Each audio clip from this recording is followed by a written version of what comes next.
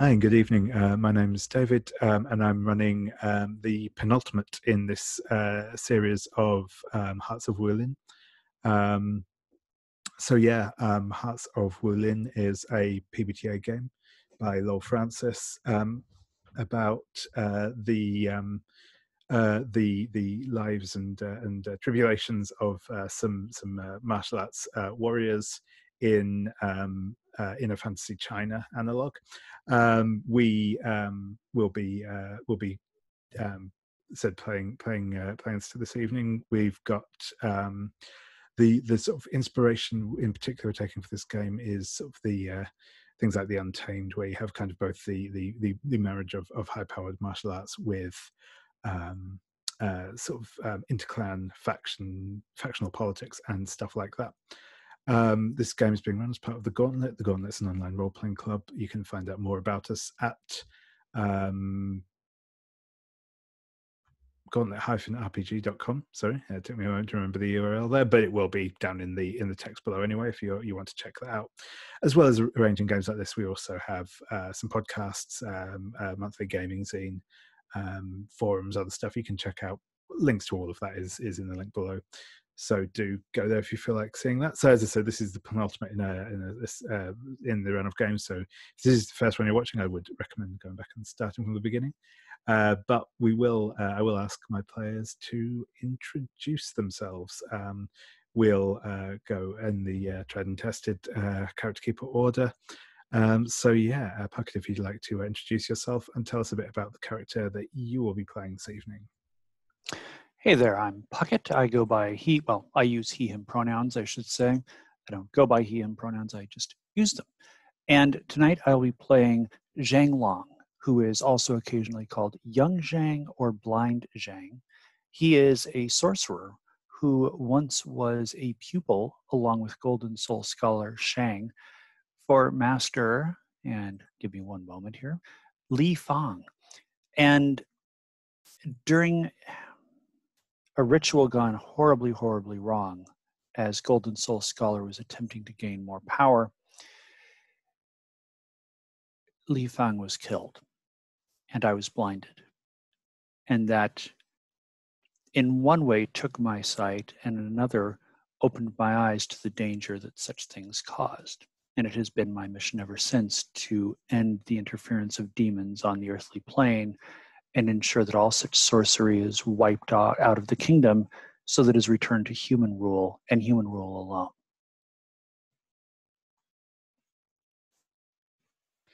Awesome, thank you very much. Next, Brian, if you'd like to introduce yourself and tell us a little bit about your character. Brian, he, him, and I'm playing Mirror of the Cloud, also he, him. Mirror would much rather be out among nature instead of in the court, but his clan has asked him to come and learn as much as he can about what's going on. There's obviously lots of problems, lots of issues, and Mirror believes that Zhang Long's plan to separate these supernatural forces from the world is doomed to fail. Maybe even will just make things worse. Although they agree that these forces are dangerous and something needs to be done. Brilliant, thank you. Maria, if you'd like to introduce yourself and tell us who you'll be playing this evening. Hi, I'm Maria. I use she, her pronouns, and I am playing Yaling Liu, who also uses she, her pronouns. She is a member of the Liu clan. She started out kind of low as like a fairly low servant, and then she, over the years, has become the main handmaiden to Constant Silver Starlight, who is in charge of the whole clan. She has only recently started to figure out that maybe the demons are not the best people to have powering the throne.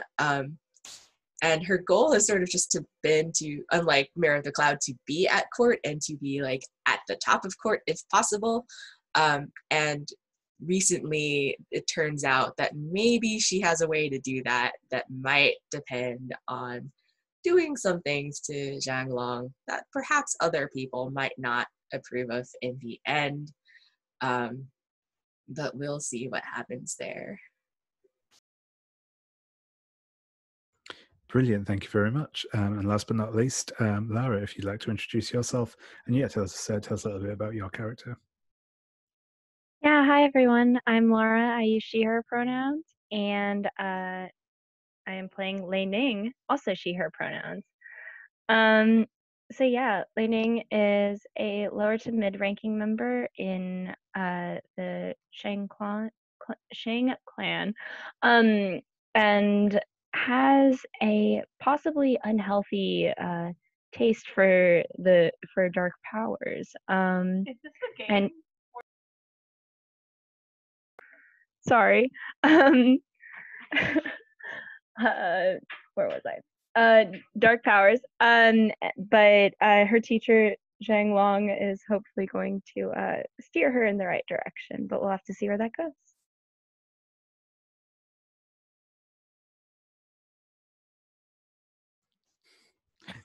Brilliant, thank you. Last time we had some various exciting events happen. The Zhang Long and Min Yang, who is sadly not with us this evening, were had sort of resolved to do what needed to be done to take down Golden Soul Scholar. Mirror of the Cloud went to speak with a notable judge at the court when the two of them were attacked by assassins. Yaling Liu was accosted by a demon whilst attempting to speak with Predictionist Azure Condor, who was held in prison.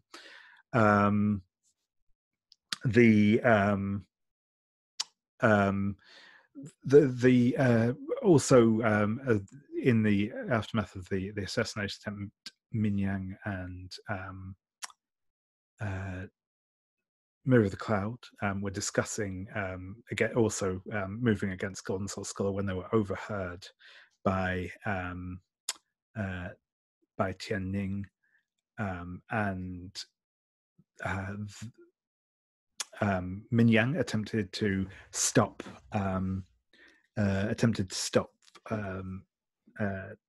Tian from escaping, but was defeated in a duel against him, and Tian Ning was able to escape to bring word to Golden Soul Scholar of the plot against him. In the meantime, Yaling Liu recruited people to break Azure Condor out of prison. And when we left the last session, our heroes were escaping from the palace and heading towards Mount Fang, where they hope to retrieve the skull of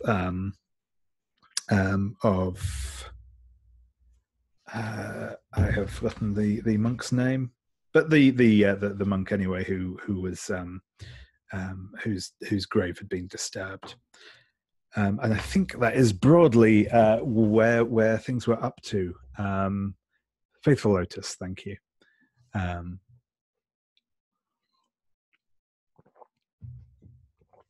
So I think what I would like to do is just check in with Lei Ning in the first place, and just check out. Would you like to have generally become embroiled in these plots as they were going down, and be with the group as they are headed out on the road to Mount Fang, or would you like to make your own way there, or alternatively do something entirely different? No, I think that Lei Ning would probably have caught wind of people going to Mount Fang, and that has been a place of interest for me. Yep, perfect. Yeah, that sounds good. That sounds good.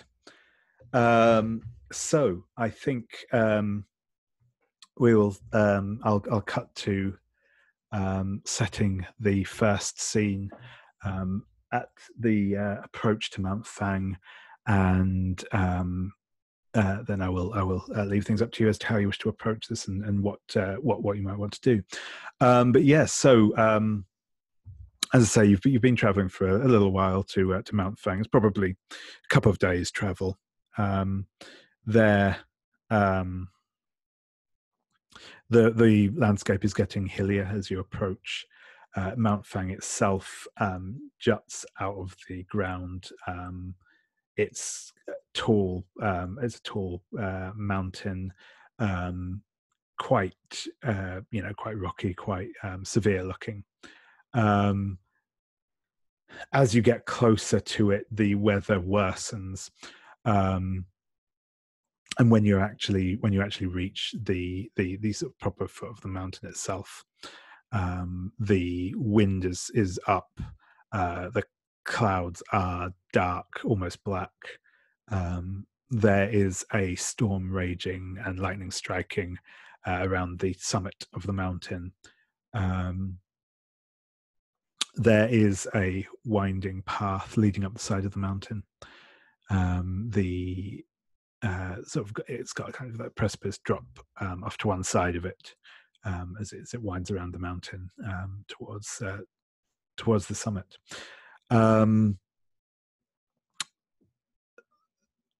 As far as you are aware, there are no structures on the mountain, though there are caves leading down into the inside of the mountain itself. So I guess I will actually skip back to the beginning of our character keeper order again, and just get a little brief sort of introduction from each of you. As how does Zhang Long look as you approach the mountain? I have something like a bandana wrapped around my eyes. I'm wearing black clothes, fairly austere. I have long black hair. And in this case, as the rain begins to fall, there are spiders riding on my shoulders that have spun a web above my head to act as an umbrella. It gets wet, so they're quite busy, but it's keeping me mostly dry. Excellent. I like it. And yeah, Mirror of the Cloud. What do we see of you as you make your way up the mountain?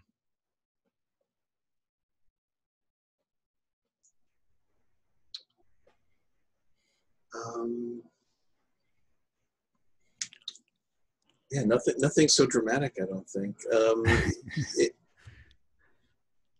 think most of the time, Mirror of the Cloud tries to avoid attention, so he's, probably has a hood pulled over his head to keep off the rain, and wearing his brown robes and would probably be overlooked. He would be the last of the group who might notice. Cool.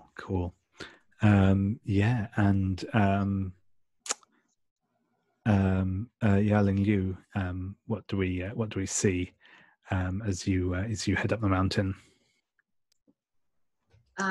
She is riding a bit behind other people. I think she's wearing kind of not the fanciest robes, but they're clearly high quality servants outfits, like all silver. Her hood is pulled up and she is writing like with whatever the current instrument for putting thoughts on paper is, on like a piece of paper on her lap, taking notes on Zhang Long and Mirror of the Cloud, so that she can send, and Lei Ning, so she can send back a report to Concert Silver Starlight about what's happening eventually one day.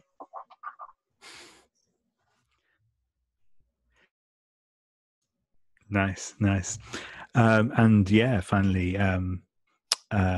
Lei Ning, what do we see of you as you're heading up this mountain?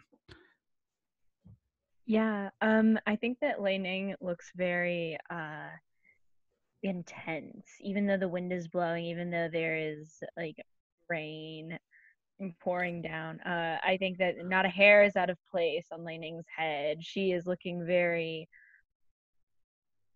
foreboding and full of intent as she rides her horse up to Mount Fang.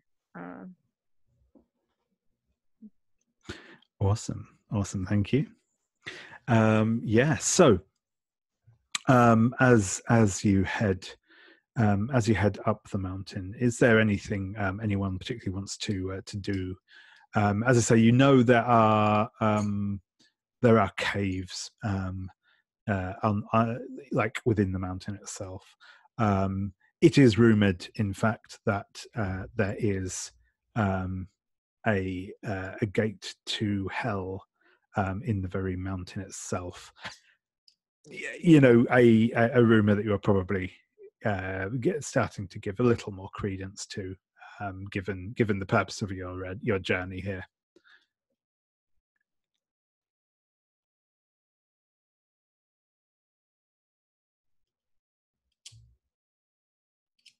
I wonder if, because I think at the end of last session, Boundless Sorrow creepily popped up on a horse behind Yaling Liu and was like, I have info on Mirror of the Cloud. So I think Yaling will try to duck into one of these caves where it's relatively dry, and I don't know if she knows how to contact Boundless Sorrow, but just gonna try. Yeah, sure.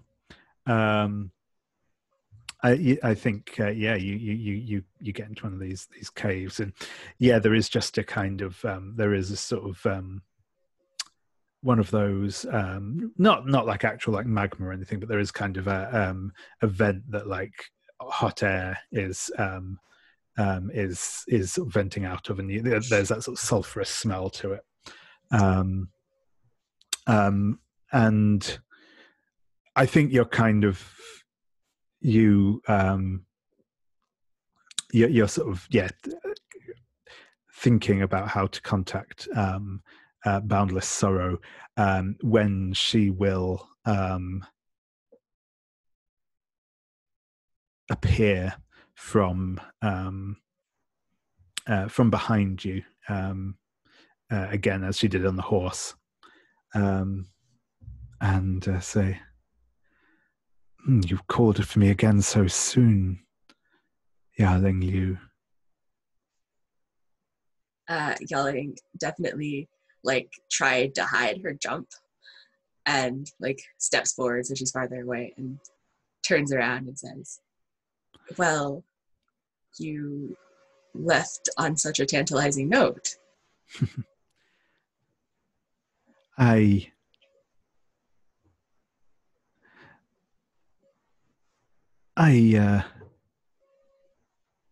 Leaving temptation out there for people is part of my job, you could say.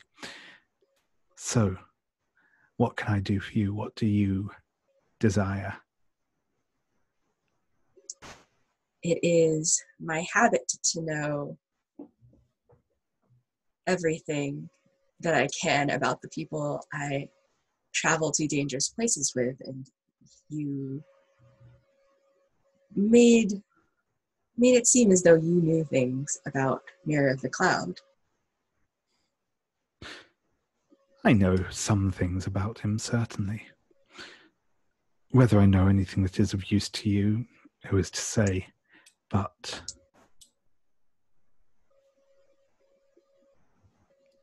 what was your purpose in telling me?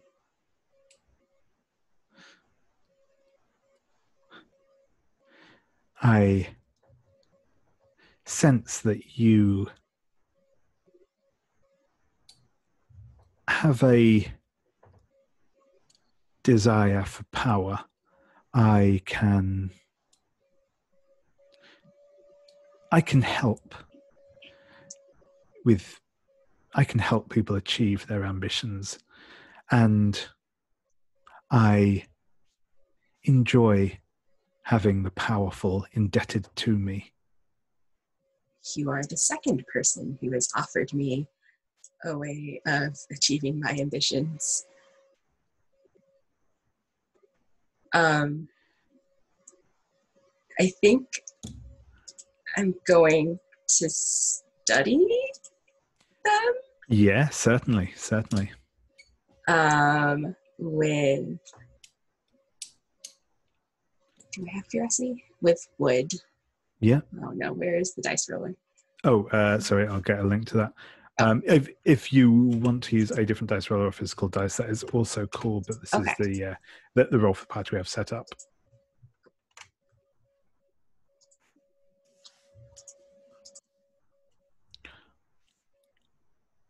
That is 8. 8. So on an 8, I believe you get to hold 1, and either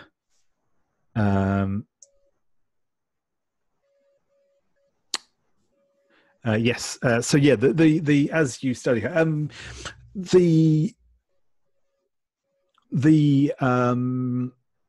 the overall impression that you get from her, from them as you speak, is they are being open with you. Is probably the honest is possibly stretching it a little too far. They clearly they are making a genuine offer to give you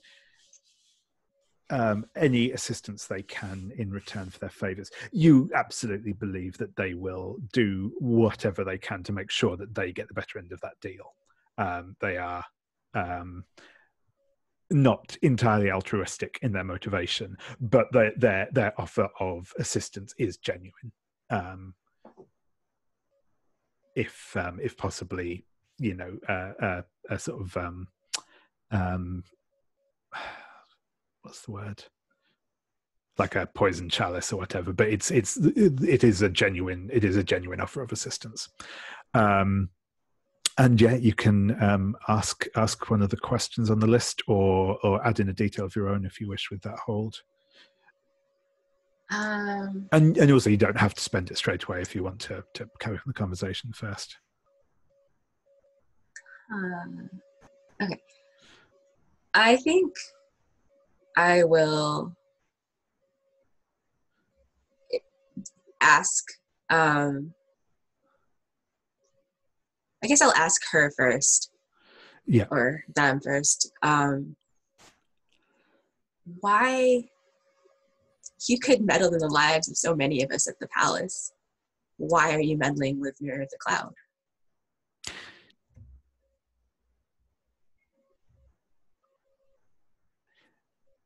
He reached out in a moment of desperation, shall we say. Someone who clearly meant something to him was in a very dangerous situation, and I gave him something that would help. He still owes me a return on that. But, well, I am sure I will be able to collect soon.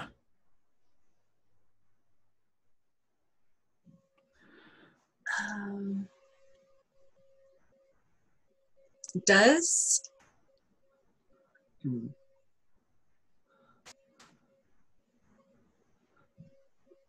I can't. I think I was going to ask a question, but then I feel like the answer is fairly obvious. I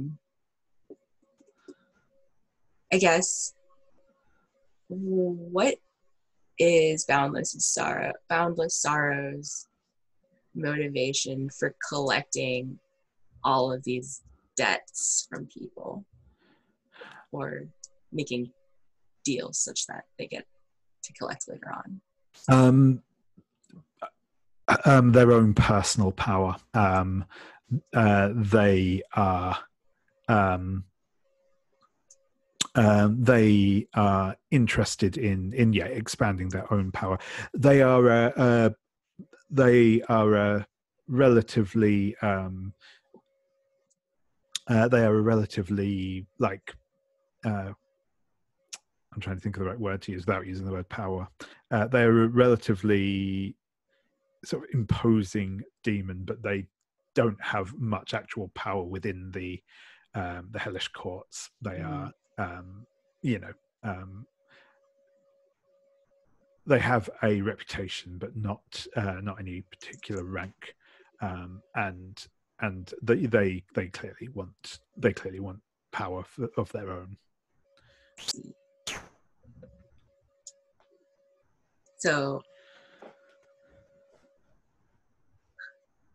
you seek to set yourself up aside opposite Golden Soul Scholar. To use me as your puppet. Golden Soul Scholar can have the kingdom for all I care for it. The Immortals are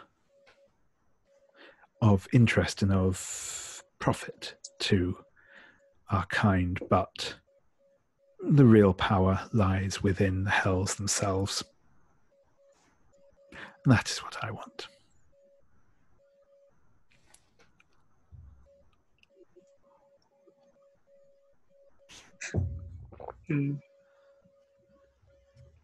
And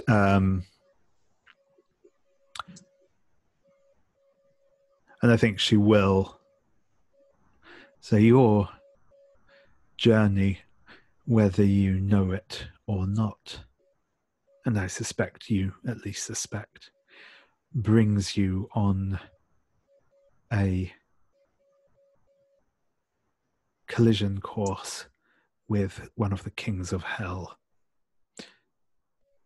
If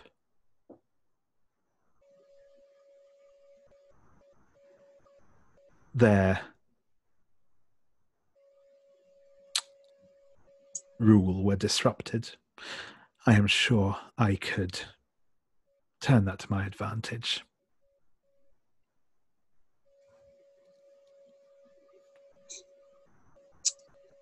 And in exchange, you'd give me power.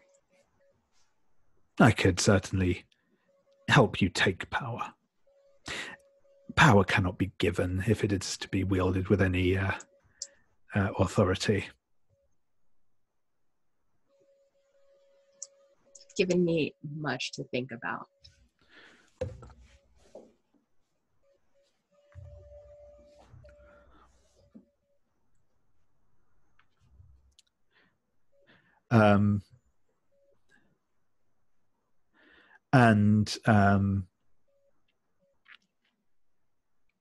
She will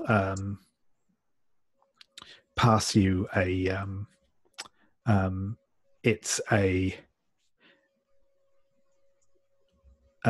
it's a small amulet with made from a shark's tooth, with some symbols on it, and she will hand it to you and say, if you wish to call upon me again, you may use this and we can discuss matters in a more private setting. Yaling's gonna look around the cave and be like, more private than this. But she'll nod, take the amulet, stuff it in her robes.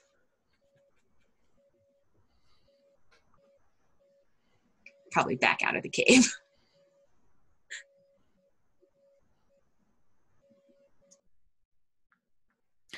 Excellent. Cool. So, does anyone else have something in mind they would like to get up to whilst ascending the mountain?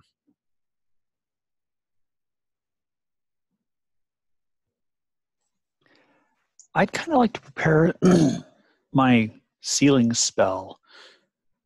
Sure. Because I have a sneaking suspicion I can supercharge it to close supernatural gates. Yeah, sure thing. What do you think that would look like? What would that require? Oh, that's a good question. Just going to check actually.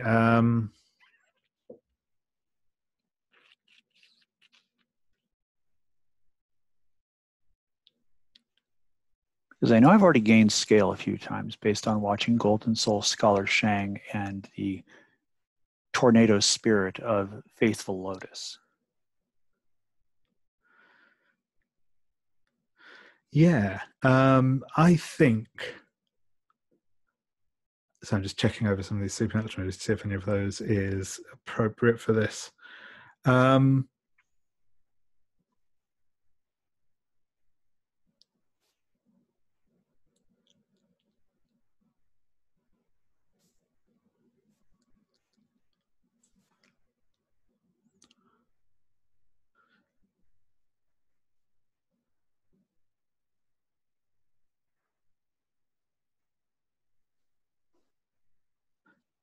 Actually, yeah, I think that this will probably be using the use found magic again, because this I think was what you did before. So I think, yeah, I think if you focus on the prayer beads that you have, that you can kind of. You mean the ones that are still on fire and still burning my hand? Exactly those ones. Yeah.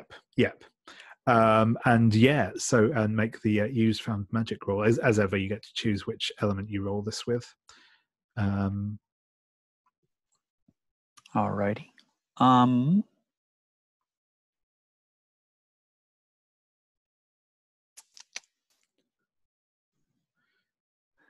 think water makes sense. Sure thing. Because this is going to be something I haven't done before, so it's got to be something I got to be flexible with this. Yep.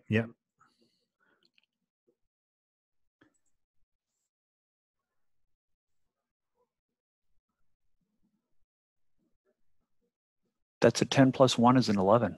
Perfect. So yeah, I think you kind of focus on these prayer beads, and the spirit of Faithful Lotus within them seems, you can feel it getting stronger as you get higher up the mountain. And you can kind of tap into that essence, and you definitely think that you can draw on this to help you bind a demon. But will that help me seal the gate?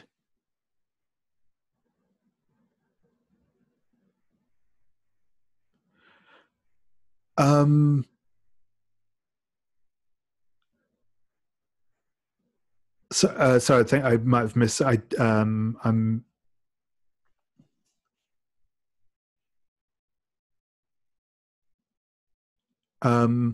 So I think there. You suspect that there is a gate between this mountain and the hells themselves. So yeah. I think you probably could.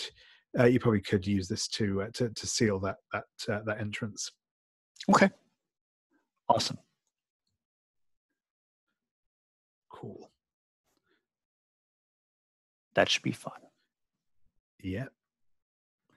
And I think other than that, I'm just spending the time in meditation, reflecting on what I have seen and what I've learned, hoping that Yaling Liu is the person that I think she is. Excellent. Yaling, is there anything that you want to do as you're making your way up, or have a scene with someone, or anything else? Did you mean Lei Ning? Lei Ning, sorry. Yes.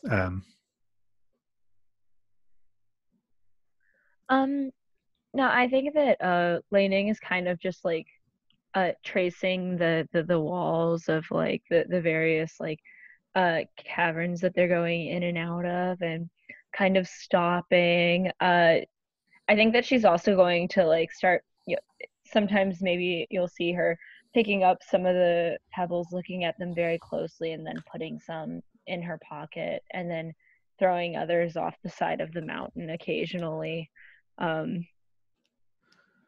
Just kind of muttering to herself. Excellent. And yeah, Mirror of the Cloud, is there anything you would like to do whilst you're making your way up? Well, I mean, it is Lei Ning's brother that has, caused Mirror and Min Yang to be, I don't know, fugitives, I guess, is what we would be at this point. So I don't know if we want to have a conversation about that. Yeah, no, absolutely. But by all means, that's cool. That also, we for sake of we will assume that Min Yang has gone with Azure Condor to rally the troops and similar. That just reminded me why you were saying that, but yes.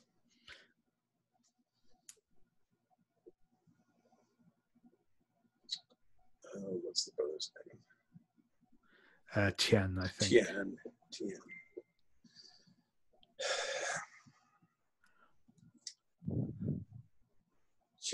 Tian has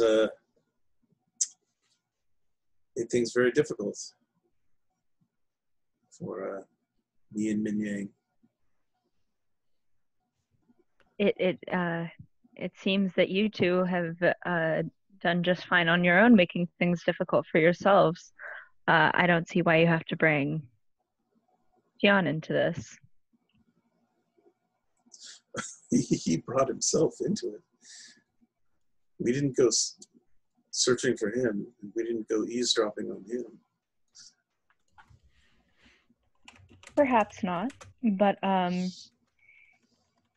he had his reasons. He was wrong too, as both you and I know full well.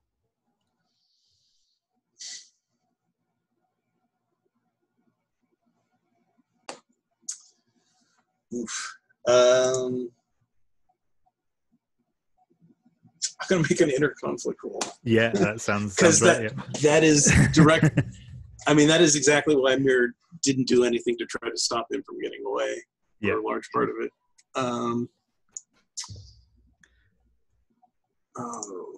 What is this?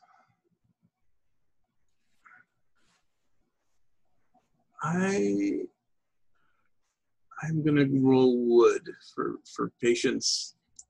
Sure thing.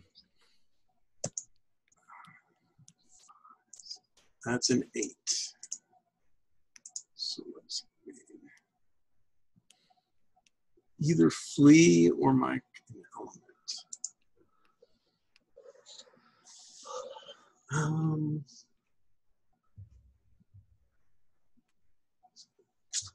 I'll flee. I'll just I'll speed off ahead.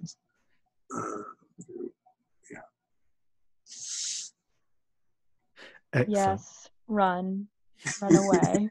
Yeah, no, that was the right tactic. Perfect. Again, I think it's not much longer when you reach, and not the summit of the mountain, but what is clearly your destination, set up probably about halfway up the mountain or so.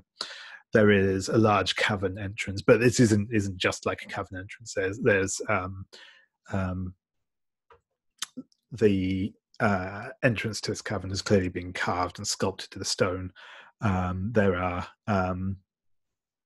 two demonic figures, one on either side of the doorway, and the I mean, it's obviously not an actual lintel because it is still a natural cavern, but like the piece, the stone above the entrance itself has been carved with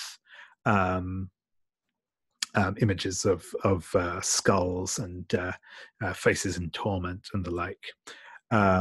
This again, that sulphurous smell is very much coming from inside this cave, and a warmth is coming out of it as you get closer.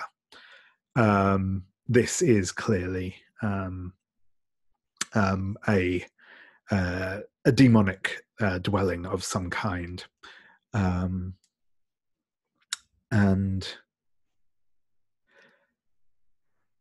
I will check in, I suppose. Are people just walking inside, or is anyone making either a more stealthy or a less stealthy entrance than that? Would that I have lost my sense of smell instead. I dismount with my staff, and I just start walking in. Excellent. Yeah, and as you enter this cavern, it's notably warm in here. It's hot. And there is a sulphur smell, but there's something else, a sort of metallic smell in the air as well. And there are there's a sort of passageway leading down further into the mountain. But alongside the pathway, there are thin channels with something flowing in them. On closer investigation, it appears to be copper, molten copper flowing along either side of this passageway in these channels. And as you reach further down inside the cavern, eventually you will reach an audience chamber. Is really the only word for it. It is a big room, furnished very much in the style of an audience chamber you might expect. There is a dais at the far end with a raised seat upon it. There are again carved columns up, obviously not actually supporting the ceiling, but looking like they support the ceiling. Again, all in copper, with figures carved into them. There are a number of men and women, though more probably demons, dressed in their ceremonial armor, carrying large sabers, sort of forming an honor guard down the room, and sat in the chair at the end. Throne is probably the more proper word for it. Not a full throne, but it's definitely got that sort of imposing thing. Is a figure dressed in so they look to be wearing bronze armor with quite a lot of verdigris covering it, but it's that odd moment where it's actually kind of difficult to tell whether they are wearing armor or whether that's just their skin. It seems to move more flexibly as they move than it perhaps should if it were just a suit of armor. They are a tall, imposing figure. Their face again looks like it's either their face or a helmet, but it's got a very sort of impassive mask over it. At their on the floor by their seat,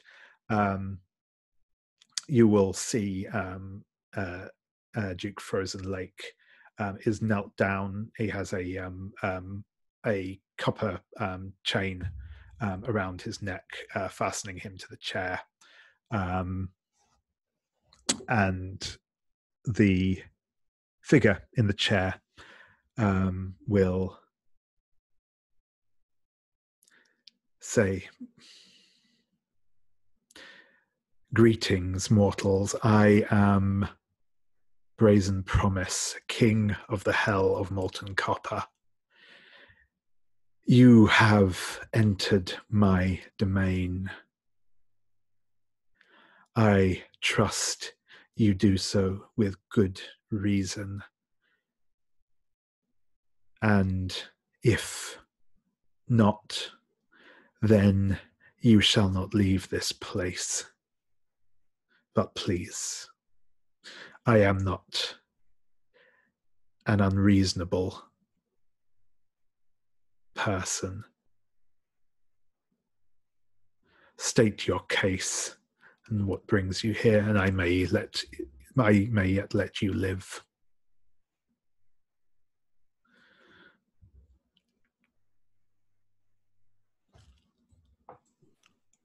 I look at Duke Frozen Lake.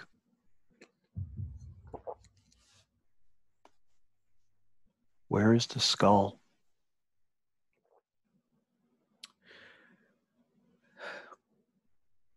My Lord Brazen Promise has it in his collection.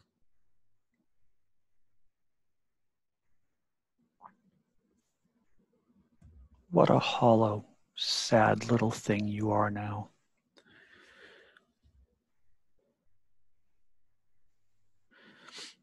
And Brazen Promise will chuckle and say, The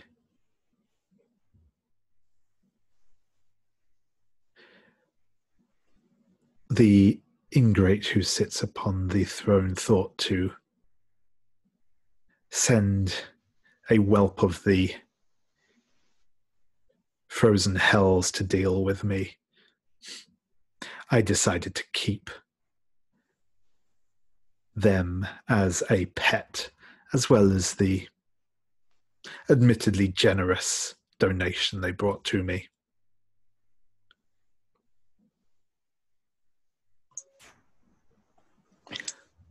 And why do you loathe Golden Soul Scholar Shang?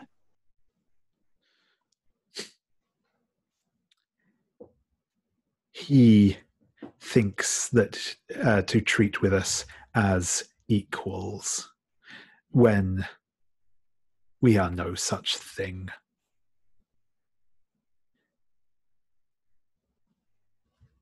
Whatever power he may hold in the mortal realms is as of nothing compared to the domains of hell.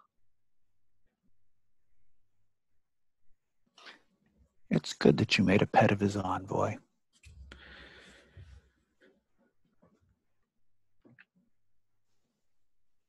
Provides a lesson for everyone to see what happens when they trifle with you. Indeed. I look pointedly at Lei Ning.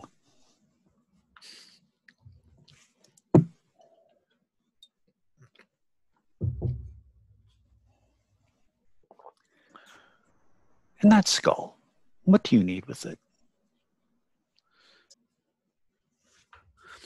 The soul of a truly holy man is a rarity in hell. It is a precious thing, and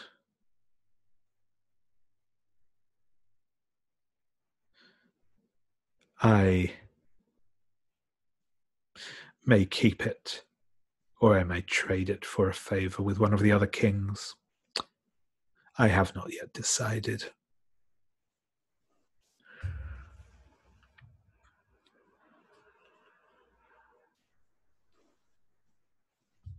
I have a proposal for you then. By all means, mortal, you entertain me. I will hear it. Give me the skull. And what would you give me in return?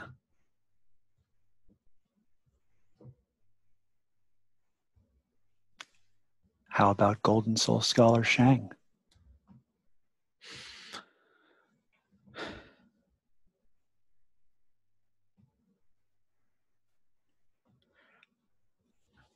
I will have him in time. He is many things, but immortal is not one of them.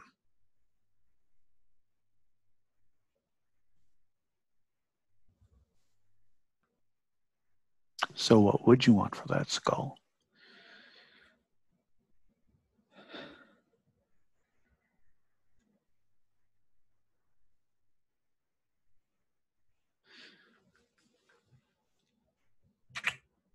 That is a very good question.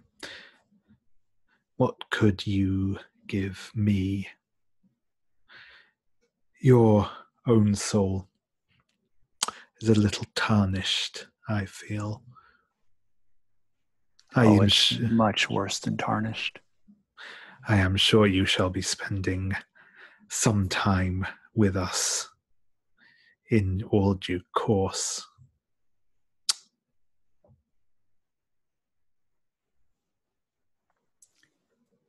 Well, it occurs to me that I could guarantee the delivery of Golden Soul Scholar Shang to you, as opposed to one of other demons. Many have been trifling in mortal affairs of late. And I look at Mirror of the Cloud and at Yaling Liu.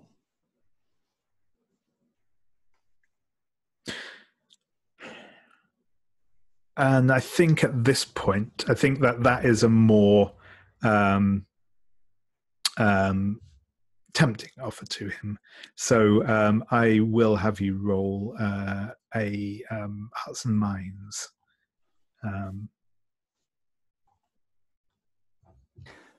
think I'll roll this one with Earth, Mm-hmm. because caution, focus, and presence.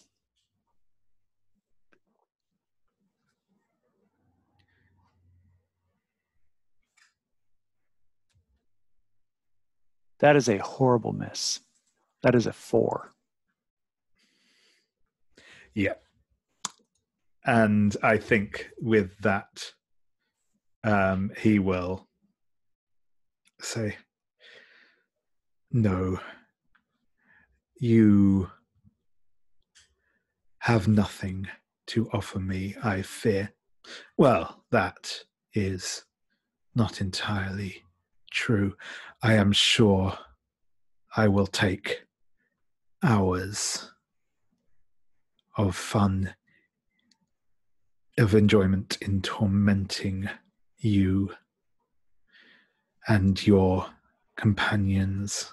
Yes. Yes, that will be. It is so. It is much more interesting to have some live mortals to play with for a time. Guards, he will wave his hand, and the demons at the side of the room will start advancing as he also stands to his feet, hefting a long bronze-tipped spear. And I think that's where we will take our first break. Back in about 5 minutes. Okay. Cool. I'll just pause. Cool. Yeah. So welcome back. So things are moving to a head. I do just want to give. I know in particular, Mirror of the Cloud. If you want to trigger Eerie Moon and Evil Star, at this point. Yeah. I think I pretty much just use water every time for this. That makes sense. That's a 9. So I think I just get one question. Yeah, that's right. The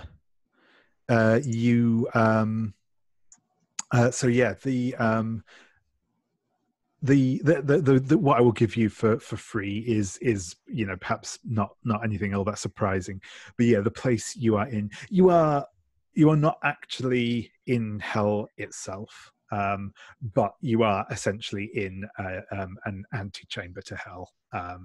These caves have a metaphysical entryway to hell within them.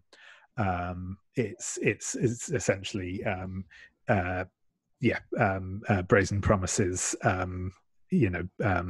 office on the mortal realms, essentially.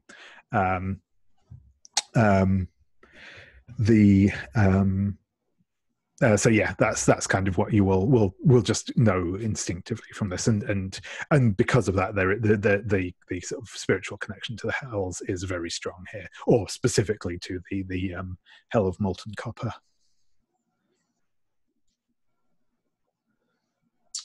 But yeah, you can ask another question if you wish.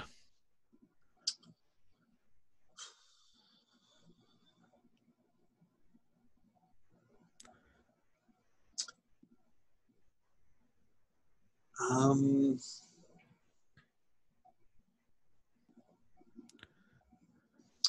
feel like Mirror. I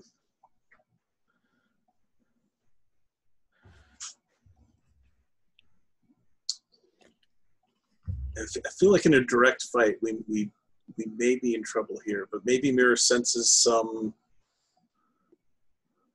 location within this place that we could go, that maybe there's some weakness or some, I don't know.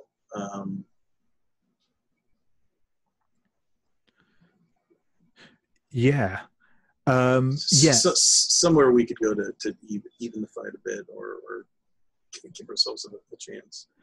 Yeah. So definitely on that front, the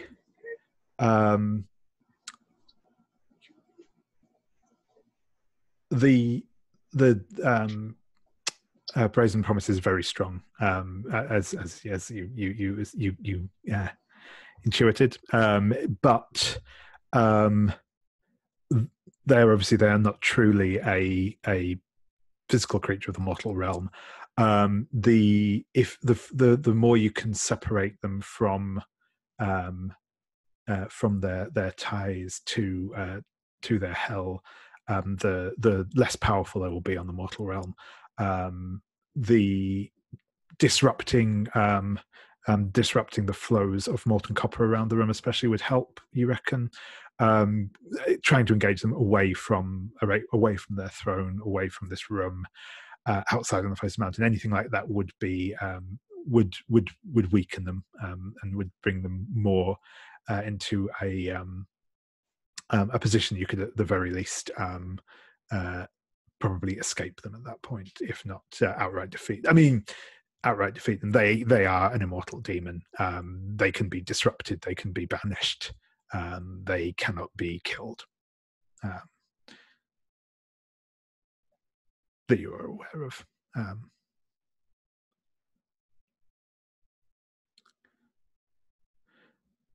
Cool. I'd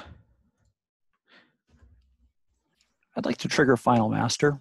Yeah, absolutely.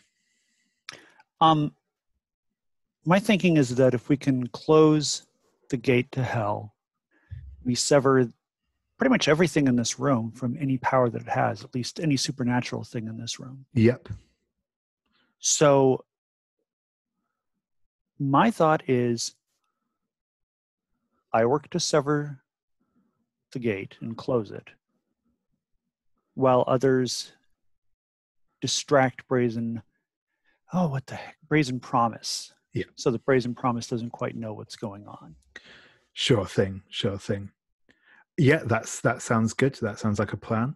What I will give you as well, as because you already succeeded on that roll earlier, you will be able to sever this place from its connection to hell. It will take you some time, but your success isn't in question there. Whether you survive long enough to succeed is more the issue in that thing. But in terms of doing it, you will be able to do it. It will just take you some time to enact. Okay, so I'll roll Final Master with water. Yep, sure thing.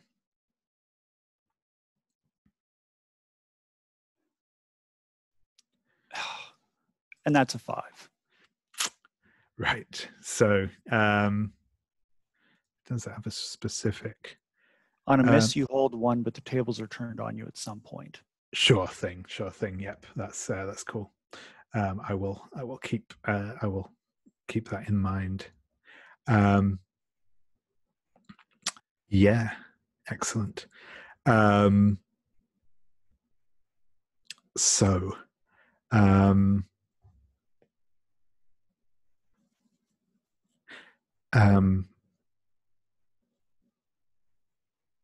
I think we will probably. I like the idea of flashing back to you sort of explaining this plan on a bit of the way in that we didn't see previously, and yeah, everyone else is in place. So yeah, I'll just check in. Yaling or Lei Ning, do either of you have anything like that? Anything sort of just as the attack begins that you wish to do? I have an idea for maybe a distraction that Yaling could try. Yes, certainly. I think as Brazen promises, and everyone takes a fighting stance, I think she launches into the air and lands in front with her knees bent and her head down in a very yielding, fealty type of position. And what I want to try to do is use my move, the Banquet, when I protect someone from the anger or oppression of those in power roll. Absolutely, yeah. And I think she's going to be what you see before you is the amassed power of multiple clans at high high level. Would you rather not have us as your loyal retainers than to kill us? So I'll try rolling that, if that works. Or should it be Hearts and Minds or something? No. I think you would struggle to be able to use Hearts and Minds at this moment. Okay. But the Banquet is specifically designed for this purpose. So go for it. And we are going to use Presence. She is putting together, which is Earth, using all of her courtly acting powers.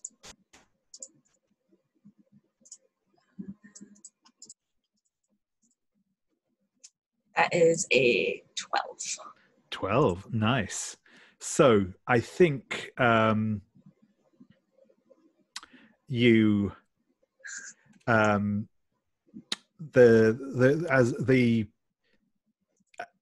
as you kneel down in front of him,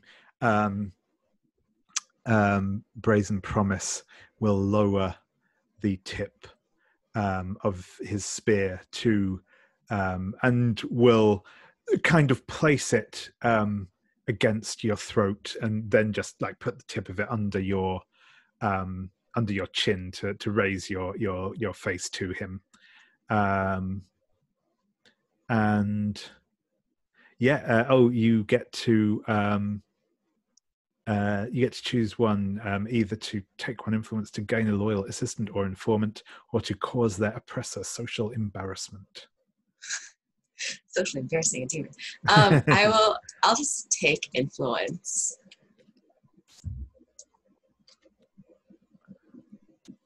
And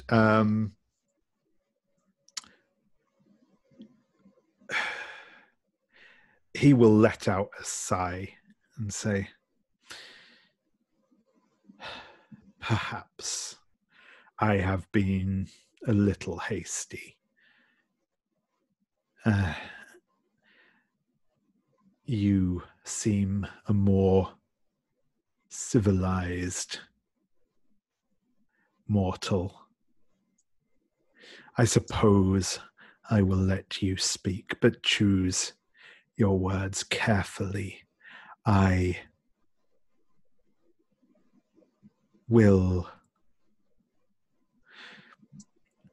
still require persuasion that you, and he kind of waves at all of you at that point, should be allowed to leave this place.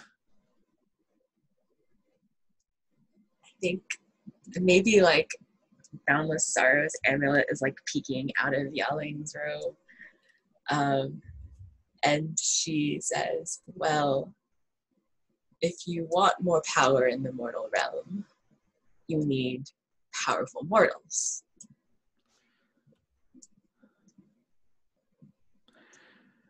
This is true.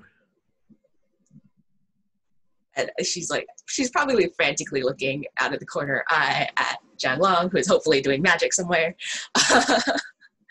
And she's like, well, I am second to Concert Silver Starlight in the Liu clan.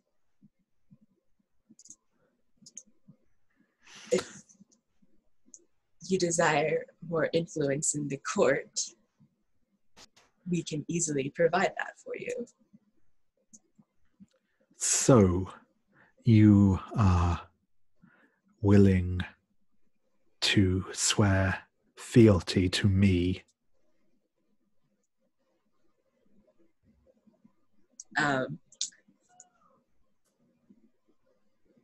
Well,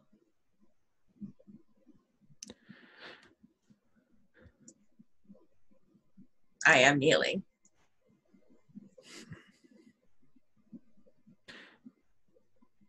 It would be of some use to have a servant within the mortal courts to deliver me news and make my desires known. I am much more inconspicuous than your previous mortal servant. And she angles her head at Duke Frozen Lake. I believe I would be a better spy. I don't like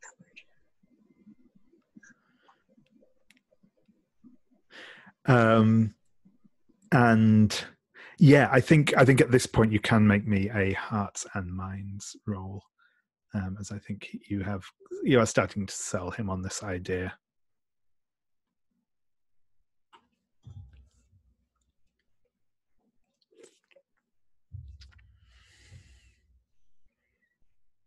Okay, we are still using Earth to do this.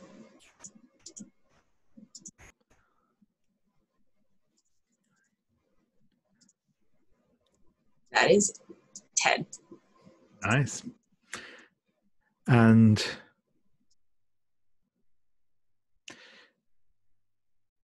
he will say, very well.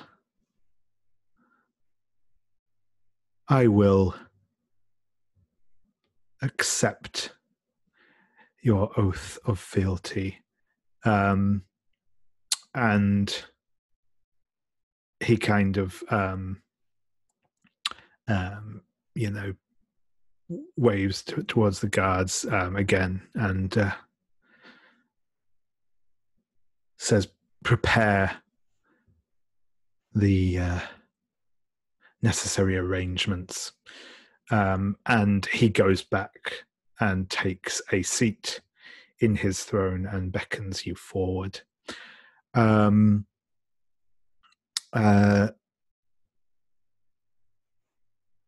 Lei Ning, I just want to check in on what you're doing whilst this is going on, if anything. Yeah. So the guards that were coming in on us, are they still kind of like, where are they at?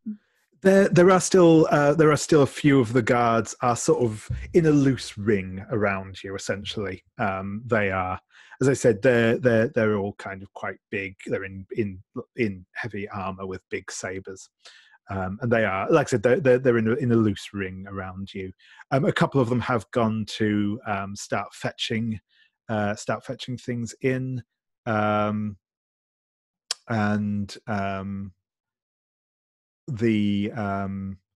you'll see a couple of them busy with stuff. They will be returning with what looks definitely has a sort of branding iron type look to it, and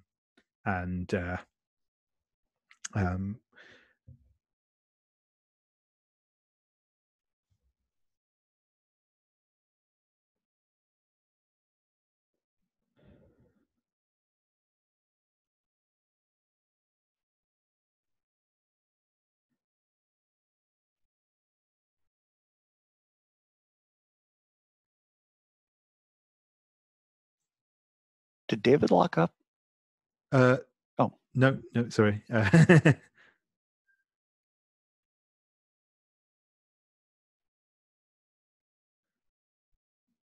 Okay, yeah. I think that I'm probably going to go try and, like, I'm not gonna say hide, but extricate myself from the situation. But I think that I'm gonna try to stick to the shadows of this throne room and maybe try to position myself behind Brazen Promise. Yeah, that sounds good. I'm just checking. Do you have a specific move for that? I don't. I mean, I think that the only one would be like I mean, or well, this isn't. Yeah, no. No worries. No, so I know there is like one move around, like slipping into the shadows. So I wasn't sure if you had that, but no, that's cool. So yeah, if you would like to make me an overcome roll, so again with whatever element you choose. All right, let's see here. I think that I'm going to be using water for this one. I think that I need some awareness just of my surroundings. And we'll see how that goes.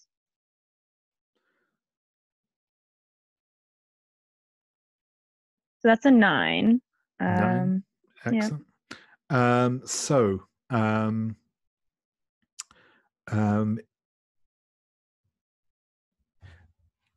I'm just checking.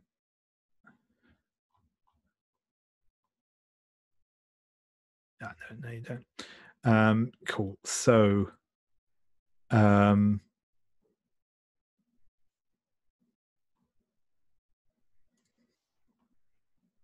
sorry, just checking on. I always forget which way around it works in this.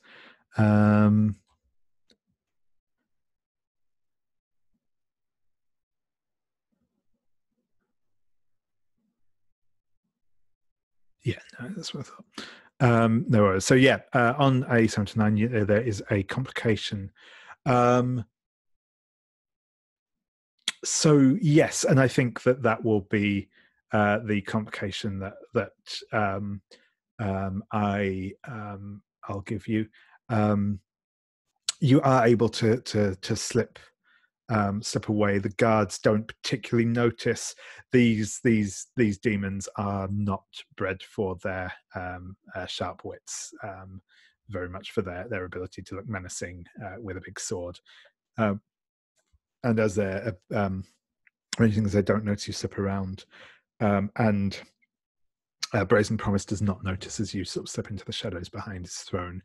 However, Duke Frozen Lake does. Though he hasn't yet done anything to give away your presence. but you definitely see him notice you. Yeah, I think I kind of half smile at him and then kind of just wink a little bit as I disappear behind the throne. Awesome. Yeah. So, the other thing I did think as well, Mirror of the Cloud. You do talking about the ways of disrupting the power of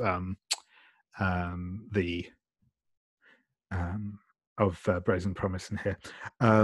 You actually reckon that the river spirit that you have in your little soul box might actually, certainly, if nothing else, provide a distraction, as obviously it's a relatively powerful spirit of water, which could probably, at least to some extent, counteract the very fiery nature of the hell of molten copper in this place. But yeah, cool. So with that, I think we, as I say, a couple of the guards return with. It's like it is both a copper chalice, but it has molten copper inside it as well. In a way that probably where you're not in a little entryway to hell probably wouldn't work, but this seems to. And yeah, they have a like I said, this branding iron with the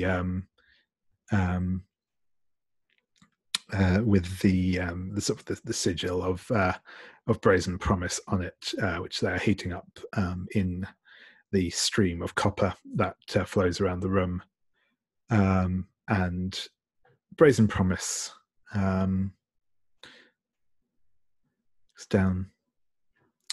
So, what do they call you, young one? To Yaling Liu, this is. Mostly they call me you or you over there. Sometimes Constant Silver Starlight call me by name, but not in front of other people.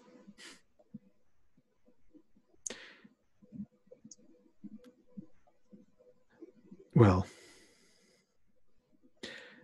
then I suppose I shall give you a new name that you may take as my servant. You will be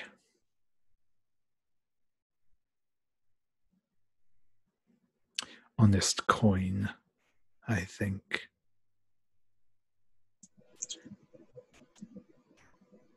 Honest Coin?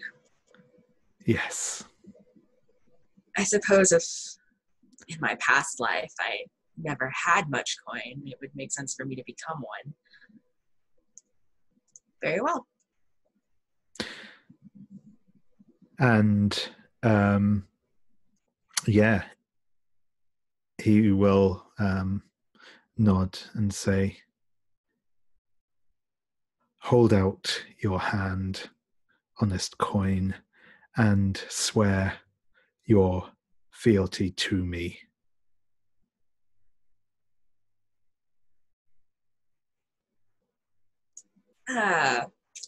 Does it matter which hand I use? I'd like to do something at this point. Yeah, by all means.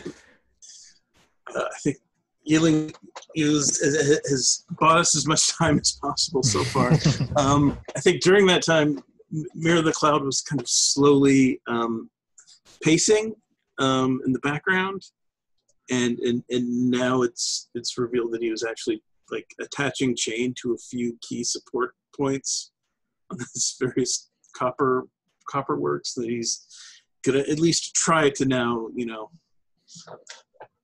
leverage to start pulling this room apart a bit.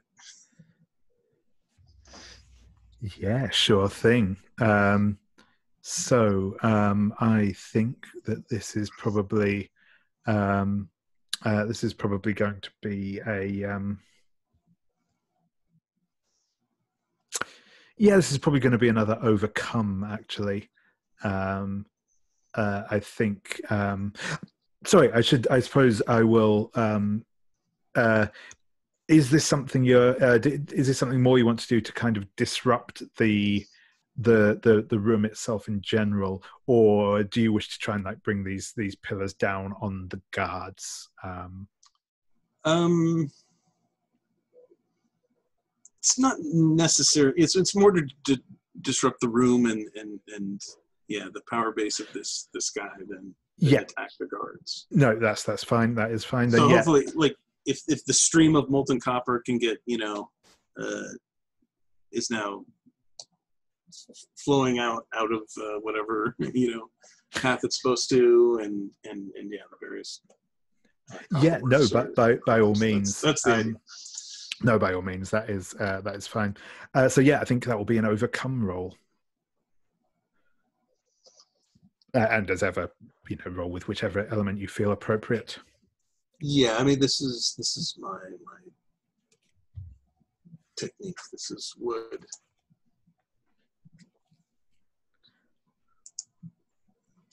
Uh, 12. Perfect. So you wrap the chain around some of these big decorative pillars, and pull, and they collapse down onto these. Like I said, there's these channels of copper around the room, and they fall down, and the copper starts to just spill out and spread. It's probably made the footing in this room a bit more difficult for you all as this hot molten copper spreads out. But you can, even as the heat from this molten copper at your feet kind of starts to rise, you can feel like the overall just ambient heat of the room fade a little,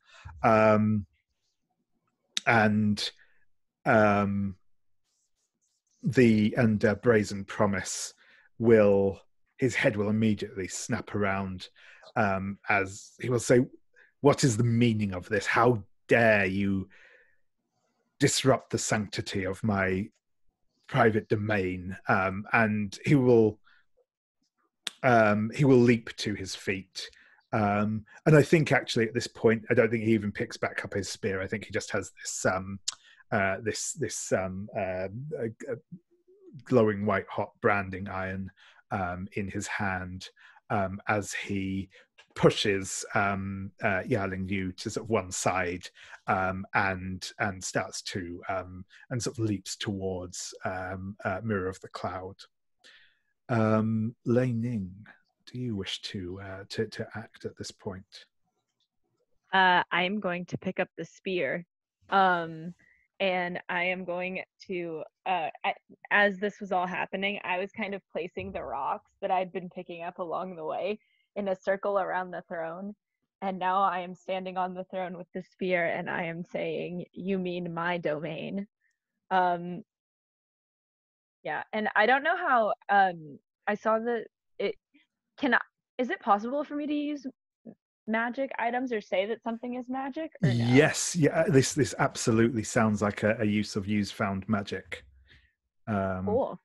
Yeah, so if you'd like to roll, and you may roll with whatever element you see fit. So I'm gonna roll with fire. Yeah, that makes sense.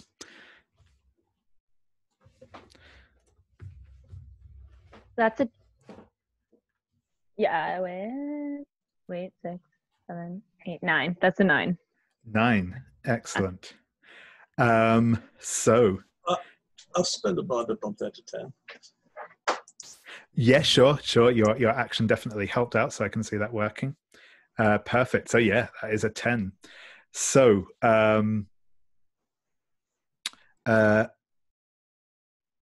oh yes, on a hit it works. Choose one. It must be right. So yes, sorry, I forgot the this, which I should have mentioned earlier as well, but it doesn't matter for that one, I think. Choose one. It must be recharged to use it again. You have to mark an element right now. While you bear it, you can only use that element to roll to use the item. So essentially, you have to keep using fire. No, sorry, those two are the same. So mark an element while you bear it, you can only use this element to roll to use the item. Yeah, so you can't use again for that reason. Sorry, I'm just I'd missed this one last time we did it. Or it vanishes back to whence it came after use. Okay. I can't explain either of those again if you want, because I know that certainly the middle one I got a bit confused on.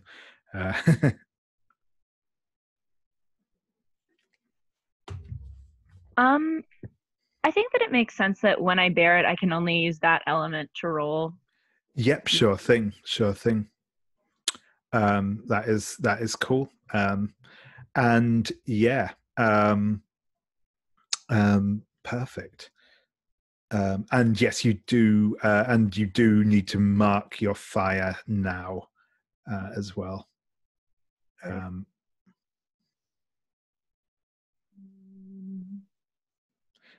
And so yeah, I think you feel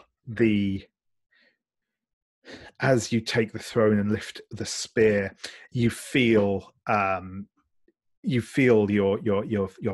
fire surging within you, like nothing you've ever felt before. And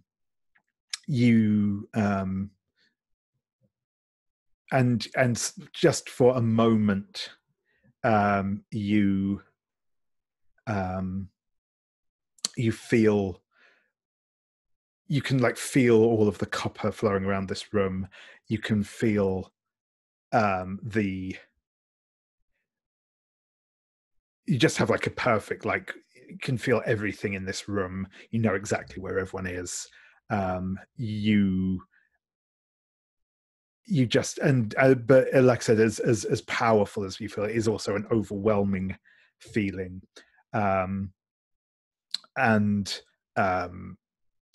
Brazen Promise will let out a shriek of anger, and actually also fear, as as he feels his own power leech away from him. And yeah, that is and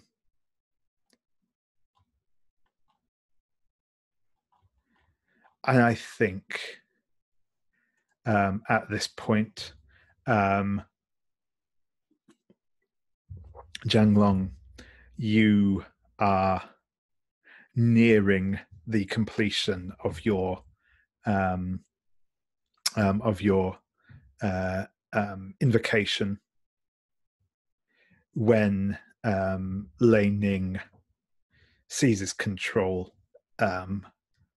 What do you do? In fact, I think actually the first thing I'm going to ask for you to do is to roll an inner conflict, as this may be the very dark destiny you foresaw.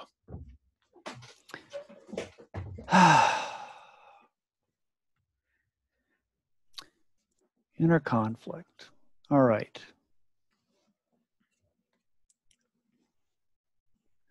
Mark XP, roll anything but style element. Yep.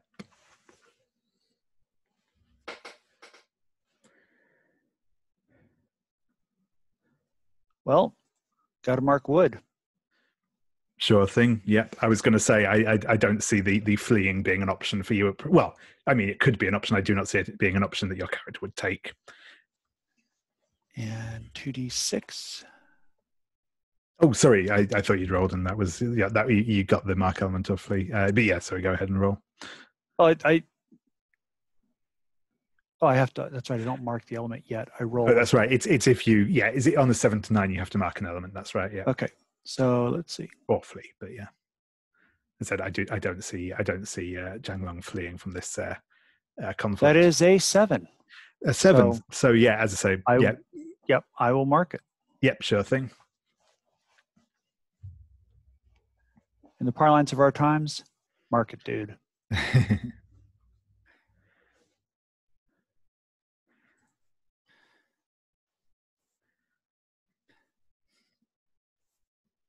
But yes, you manage to. You are perhaps shocked as Lei Ning seizes this power, but you still have this invocation in place that would sever this place, at least temporarily, from the influence of hell. What effect this would have on Lei Ning, you're not certain at this point in time. Whether she has truly seized domain of one of the hell realms or not, you're not entirely sure. Lei Ning, you must put the spear down and leave that throne. But why? This power, I've never felt anything. This brazen promise must pay. You've never felt anything like that because you should never feel anything like that power. It is not for us. Who are you to decide that? If you could feel this now, Master, take this spear. You will see, you will understand. I spin around and start laughing on top of the throne. It's wonderful. I have felt that power. That's why I can no longer see. It will take everything you love and leave nothing behind but everything you hate.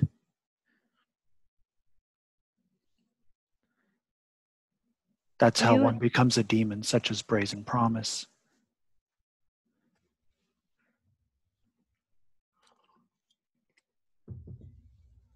I do not think I am in danger of becoming a demon. I have too much tying me to this world. I can handle it. That's what Golden Soul Scholar Sheng said right before our master died and I was blinded. He was weak. I am strong. I have trained for this. You have trained me for this. I sigh. I'm ready. And I complete the ritual. Nice. So, I think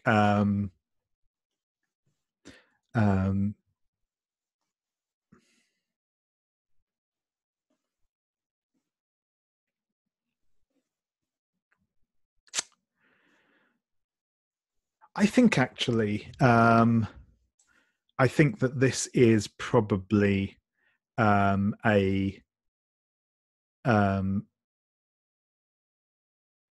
I think they're probably going to resolve this as a PC versus PC duel. Seems to be the most appropriate, I think, to see the exact outcome of this. I'll just quickly go over this again. When you challenge another PC, say what you'll give them if they accept your victory. You may offer unspent XP, character actions, burning bonds, changes to entanglements, letting them narrate the moment, or anything in-game the GM approves. You put one offer down on the table. If the other player accepts, they lose the duel and mark XP. you must follow through on your offer. If the other player rejects the offer, you both mark an element, and the offered player chooses whether they win or there's kind of a stalemate between the two of you, and something else happens as a result. So yeah, I think we'll probably in this case say that Zhang Long is probably the challenging party.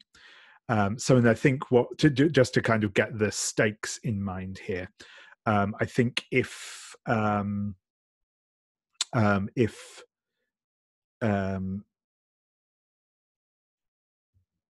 suppose I will let you set specifically what you want to happen, Zhang Long, and what you will offer to make that happen. Sorry, yeah, that's probably the best way to do it.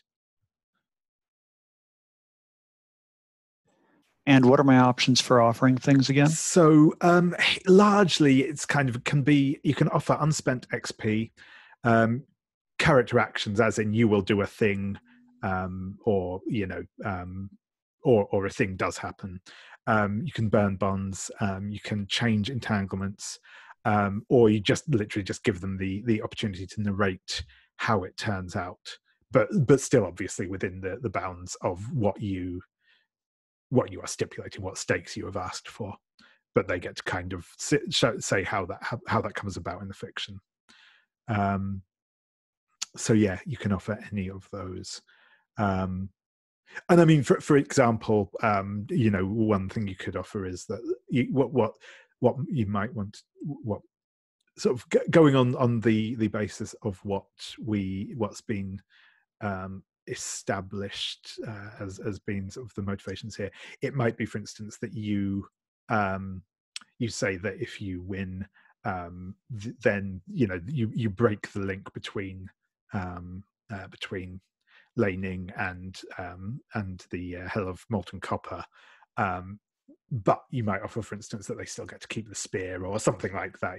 Would be a valid offer. This is really just a kind of structured negotiation at the end of the day. Okay. What I want to have happen is I want everything demonic from Brazen Promise to be sucked through the gate back into hell as the gate is sealed. Sword, throne, his power, the guardians, everything. I'll offer you one of my XP. Excellent. And so, yeah, Lei Ning, do you accept the offer? If you do, that will happen, and you will both gain 1 point of XP and mark an additional point of XP as well. Otherwise, both of you will mark an element, and then you choose whether you win and whatever that means, or whether you draw.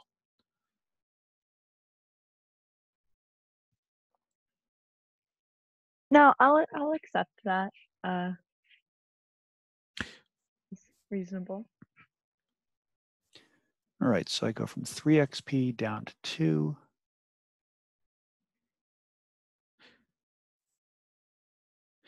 Yeah. So yeah, if you would like to tell us how that looks, Zhang Long, as you kind of seal this gate into hell.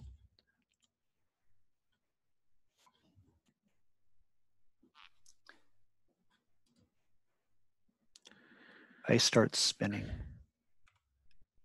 almost like a tornado, like the tornado that Yaling Liu saw as it rendered her unconscious and comatose, and that Mirror of the Cloud was fighting. And then you see the silks, black silks, start to spin out from the arms of my robes. And it blurs until the silks seem to be 8 legs.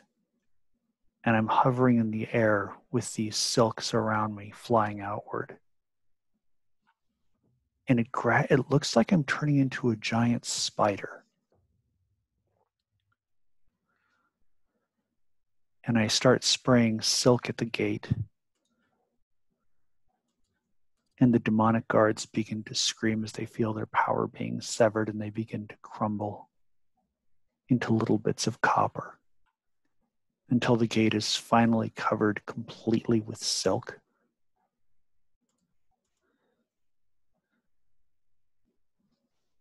And the room falls silent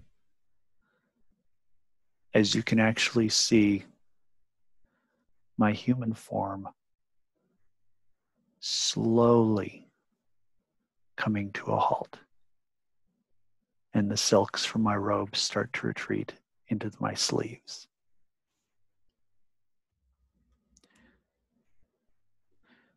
Nice. I like it. And I think just the other thing you will notice, and I will give you a moment, but the Duke Frozen Lake is he is still present in the room. He looks a little pale. He doesn't look. He looks, like I said, a bit off color, but otherwise he seems okay. But he is still in the room. But yes, the Brazen Promise and his guardians have been pulled back through the gate into the hells.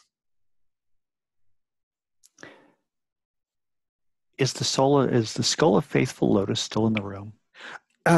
Yes, behind the throne. In fact, Lei Ning, you probably noticed certainly some of this. There is like there is kind of there is a chest with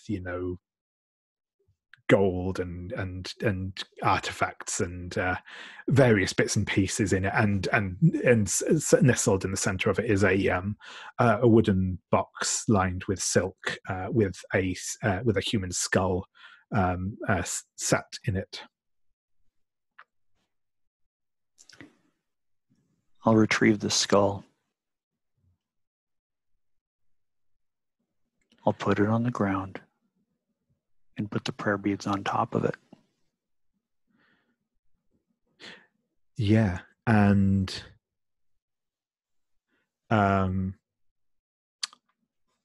as you do so, just for a moment, there is the spectral image of an actually not particularly old man. He was probably only in his sort of mid-30s or so, but with the shaven head of a monk and long flowing robes on.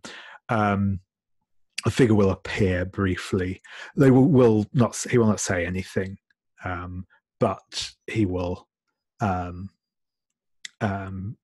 raise his hands in a sort of symbol of gratitude and blessing, and just remain there for a moment before the spectral image dissipates. The flames that were on the prayer beads die down, and there's still a very faint glow to them, but nothing like the violent energy that was in them before. And just for a moment, you all feel just this sense of peace emanating out, and a small flurry of lotus blossoms will just descend from seemingly nowhere and scatter around the skull on the floor. Does it crumble to ash or anything like that after that? Yes, I think the skull itself will kind of just dissipate into dust, which is sort of picked up by a breeze and carried out of the cave. And do the prayer beads remain? The prayer beads do remain, yes. I'll pick them up with my right hand,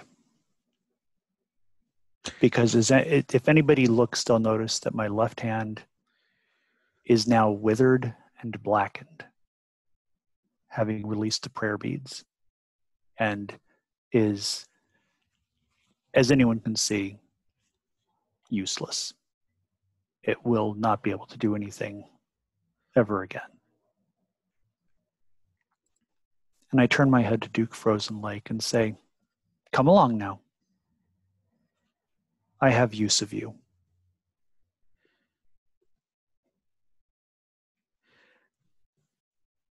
Of course. And he will kind of. It's obvious, like the chain that around his neck is kind of hooked onto the throne. It's not like actually fastened because it's a demon lord, you know. But he will pick up the chain and approach you. And I think we'll take our second break there. Again, we'll take about 5 minutes, and then we can just jump in with some any scenes that you want to do. We will probably save the full-on return to the palace for next time, but we can certainly do some stuff in the intervening time. But yeah, see you all back in about 5. Awesome, welcome back everyone, and yeah. So I think I am. I'm just interested in seeing some reactions to this, and if you want to spin that off into actual scenes between each other, that is cool. But just for ease of, what's it? Yeah, Mirror the Cloud. Yeah, I've got. I think maybe flashing back slightly while some of that was going on. I have an advance to choose. And that seems like dramatic enough events to warrant something. So I think we see Mirror of the Cloud, during that is, sitting at the center of these, chains radiating out from him that he used to collapse everything. And I think we see some of the molten copper flowing onto those chains and then like animating and beginning to probably like a bunch of snakes. The name of Mirror of the Clouds martial arts form style is the Cold Snake's Coil. So yeah, a bit Dr. Octopus, yes. And yeah, nice. they animate and then maybe start slithering up and like coiling up around him. And then probably as we're all walking away, that chain that was removed from the Duke, we maybe just see it also just kind of slither over and like wrap itself around his ankle. Nice. I like it. So it's just has control over chains. Perfect. And maybe. Perfect.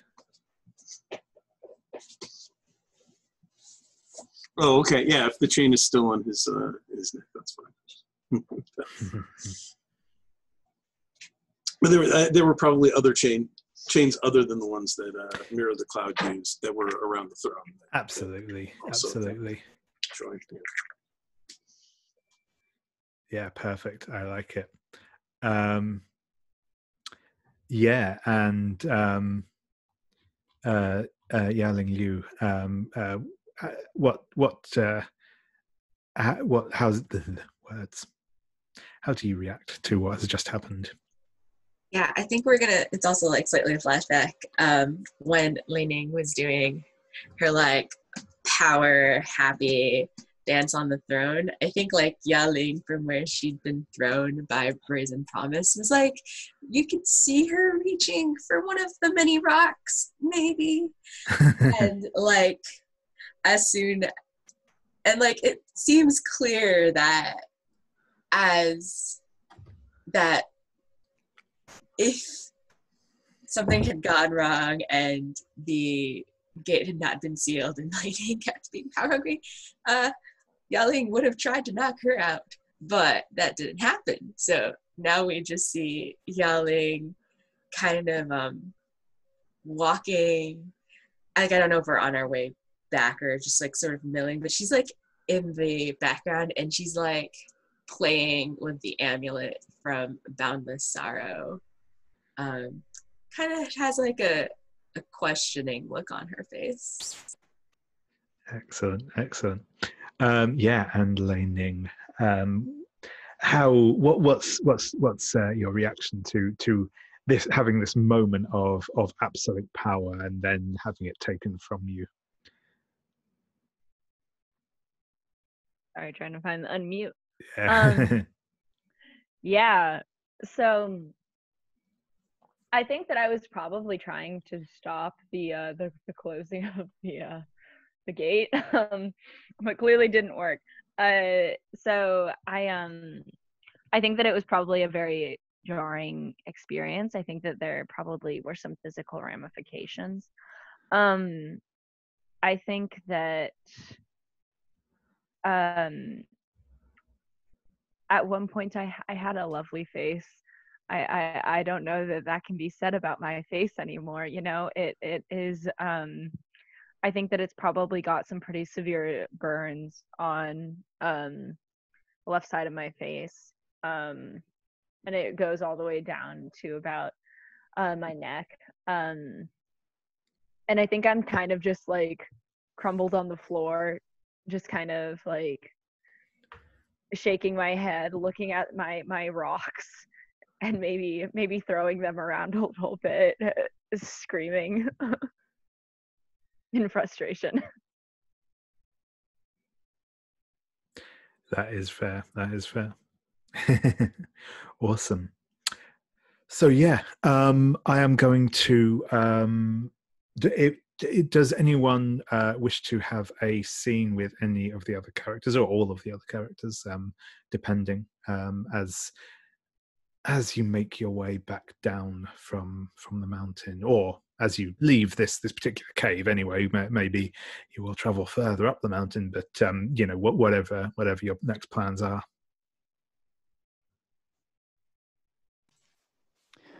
I'm curious. Does anyone move to help Zhang Long up?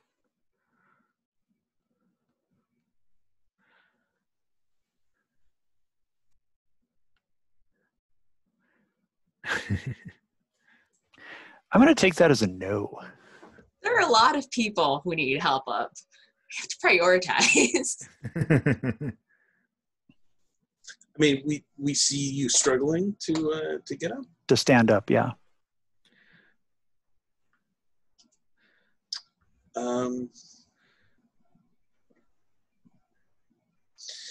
I might shove the Duke and tell him to help you along. Of course. And yeah, the Duke will offer an arm to you, Zhang Long. I think actually I could see Yaling coming up on the other side of the Duke to offer another arm. Thank you. Got some stuff to talk about. That was more taxing than I anticipated.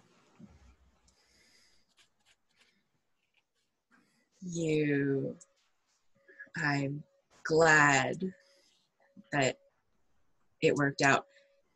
Your protege seemed unprepared for what power would give her. Yes.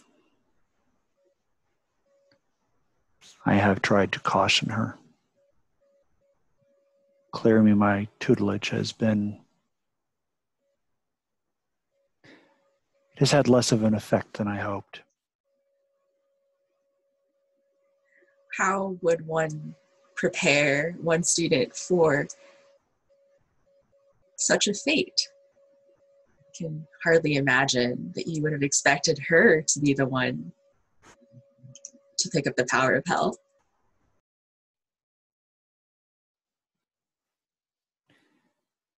Because my instruction has been, power is something that should be left alone. Particularly that sort of power.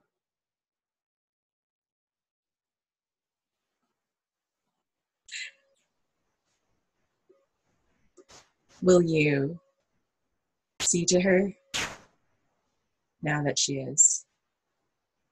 And Yaling is going to tilt her head at Lei Ning now that she's suffering. Of course. She's my student.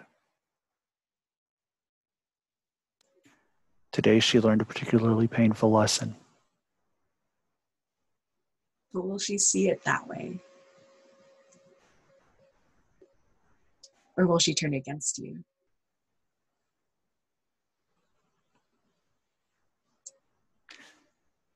I smile sadly.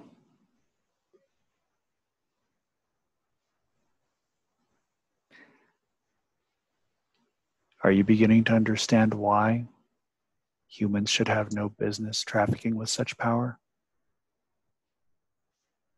I'm beginning to understand why one must be careful in the power that one handles.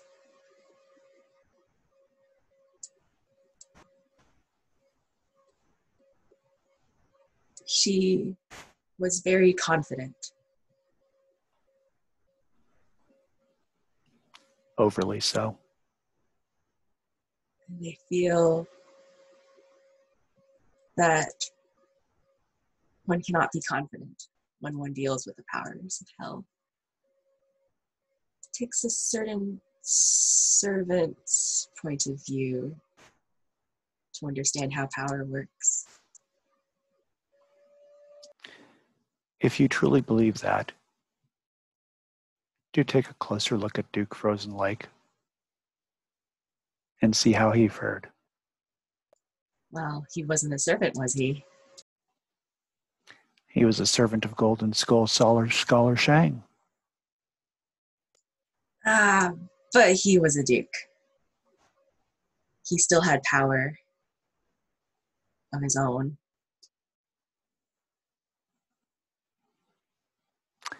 He had only that power which was granted him by someone ruling unjustly.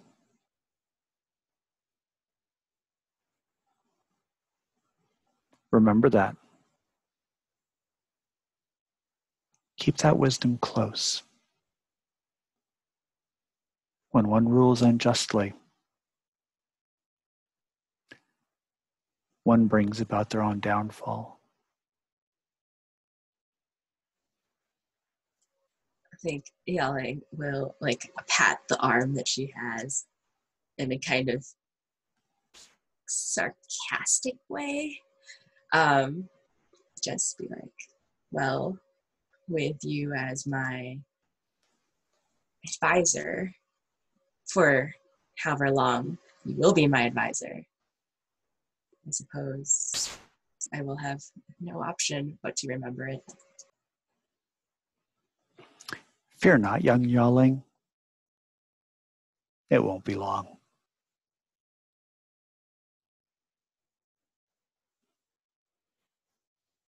What we did here today,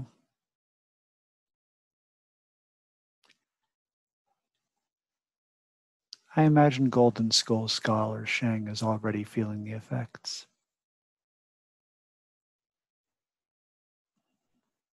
Thank you for your assistance. I shall go attend to Lei Ning now. Also, if I am literally supporting you, can I maybe comfort and support you? Yeah, I'm totally absolutely down for that. Yeah. All right, because you have a lot of things marked. I have everything marked.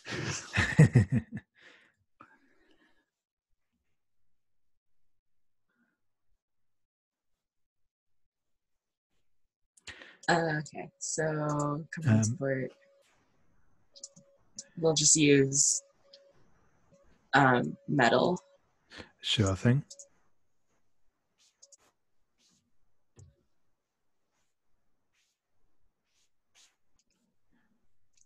Ah. 4. Oof. I was not a very good supporter. Yeah. And I think as Zhang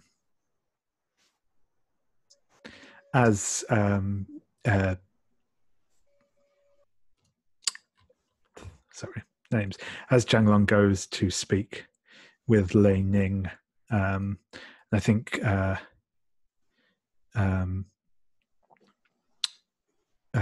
Yaling, you step outside the cave and stood outside, flanked by a couple of guards, is Consort Silver Starlight.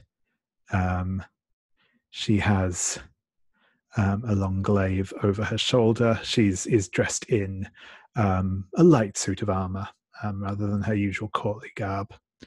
And we will come back to you shortly. Mirror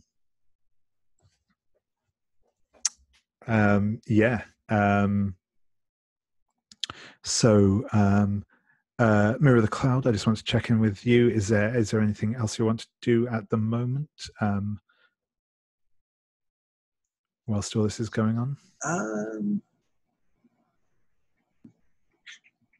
No, I don't think so. No worries. Zhang Long, if you wish to speak with your student, then by all means, feel free. I'll walk over to Lei Ning, a little unsteadily, a little bit of a limp, and offer a hand to help her up. I think that Lei Ning kind of looks at your hand and says, and kind of looks you up and down. Master, forgive me, but you do not seem in any condition to be lending a helping hand. That fight did not seem to treat you well. Fighting never treats anyone well. I think it just depends on what we're fighting for.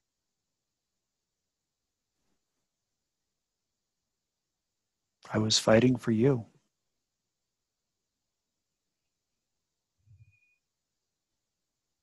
Were you though? It seems like you always have the bigger picture in mind. Fighting for any one person seems a bit out of character. You're my student, and that power temporarily corrupted you. Corrupted? All power corrupts, Lei Ning.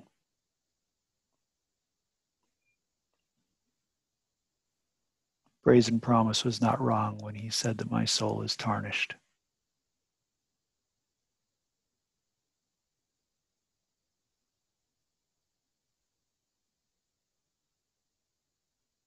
And you think you've recovered from that corruption? No. Then who are you to tell me that I have been corrupted, if you too have been corrupted? Because who better to know the signs? This is why I have warned you over and over. I know where I am. And this is why I have told you to turn away from this path. Today, you had the merest taste of what lies down that road. And look at what it did to you.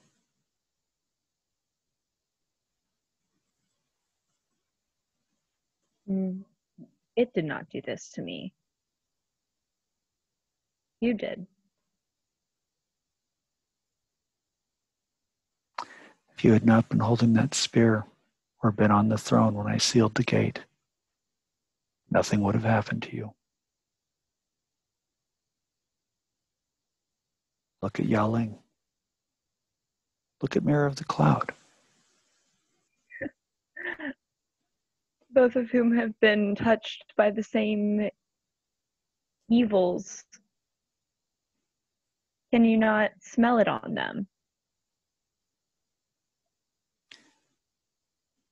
They did not immediately assume the throne of hell and claim it as their domain.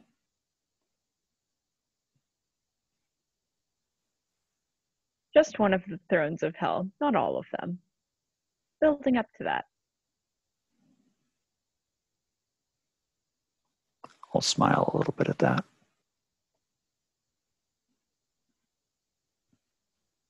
It's not too late for you, Lei Ning.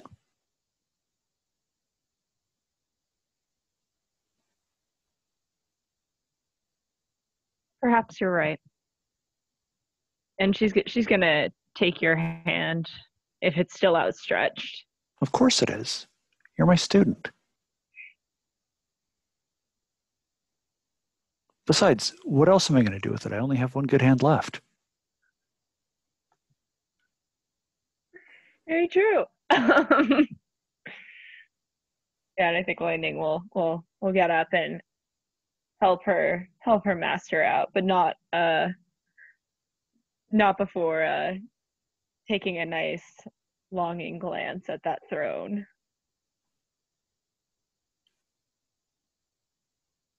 I think it'd be cool if that throne crumbled to rust as we leave. Yeah, I think I think as you're leaving, you already see that, like the verdigris kind of creeping over it, like almost like a time lapse video, as it grows brittle and yeah.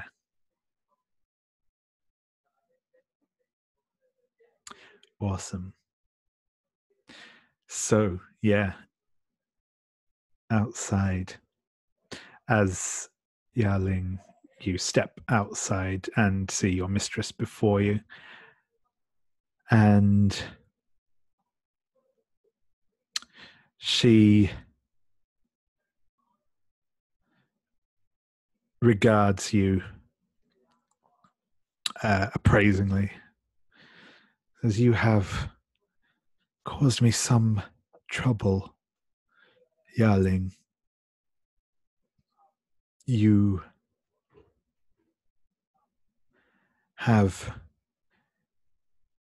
betrayed Golden Soul Scholar, and in doing so betrayed my trust.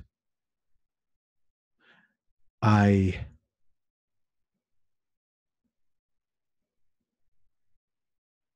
cannot be seen to support your actions in freeing as your condor.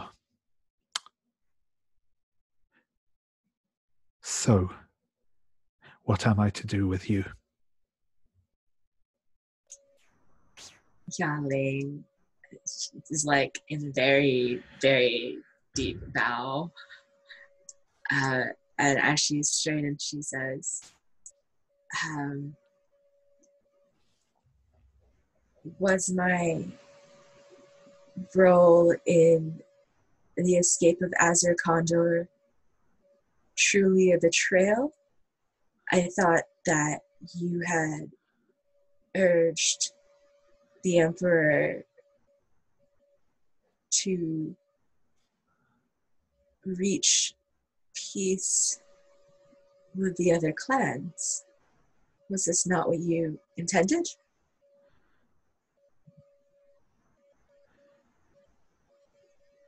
Whether this is what I desired is of no consequence. That it is of no it does not change the fact that it is a betrayal of Golden Soul Scholar that reflects poorly upon me. If I were not in the position I am, then perhaps yes, I would have thanked you for freeing Azure Condor. But you must see that I cannot. My lady, have you come here to end my service to you? I have come here to deliver you to Golden Soul Scholar, whether that be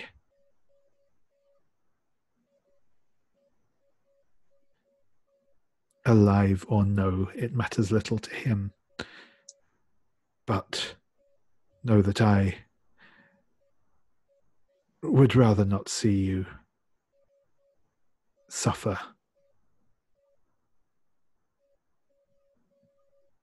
I look around. We have finished what we came to do here, so I suppose a return to court would be quite acceptable. That is, of course, that is what you wish.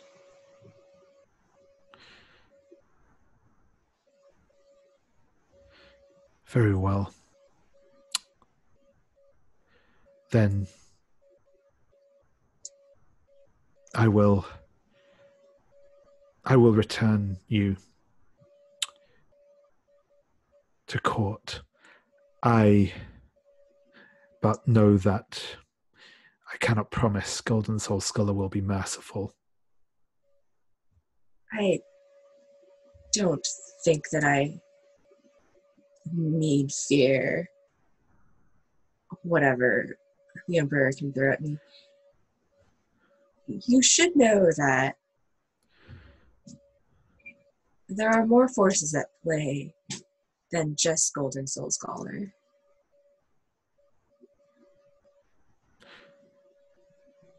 As you say.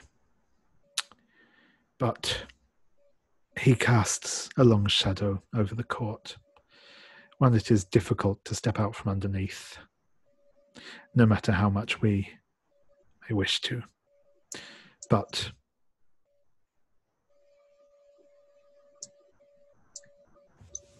it would not be beyond the realm of possibility that we need to step out of a shadow. We could potentially remove the source of the shadow.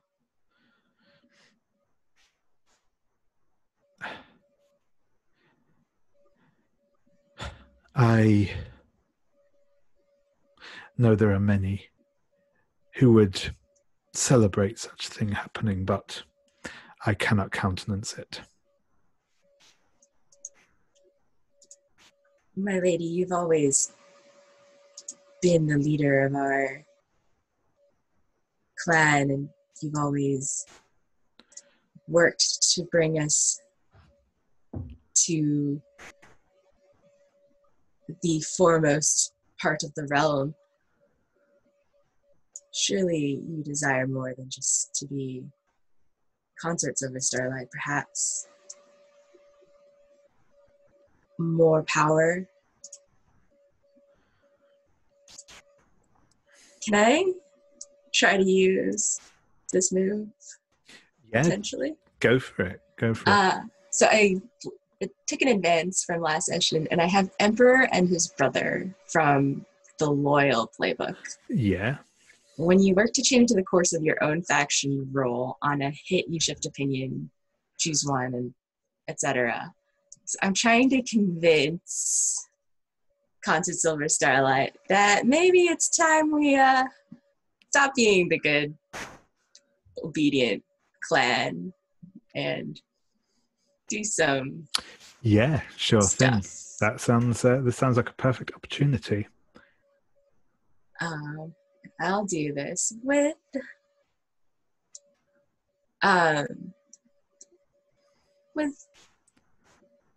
focus with Earth again. Sure thing.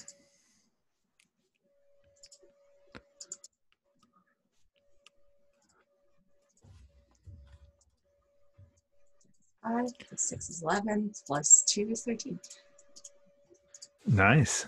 Yeah.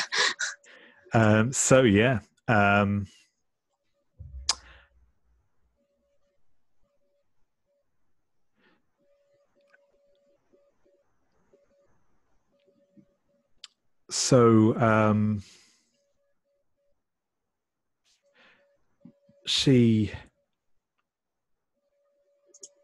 nods and says, you speak of further betrayal, Yaling. I cannot allow anyone to suspect such rumors. You must understand, I am sure. And she will wave one of her guards forwards, who holds up some manacles which she places around your wrists. She locks them, but she presses the key into your palm. But come, we must return to the capital. Can we intervene in this or interfere?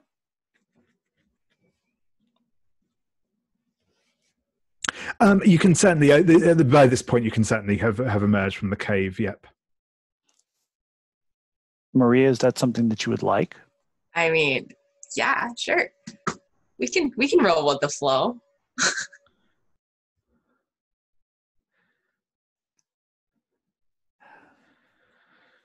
I'm going to look into Consort Silver Starlight's general direction and say,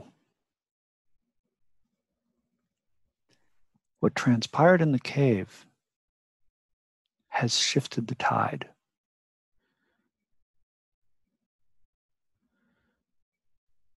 Golden Soul Scholar Shang no longer has his connection to hell.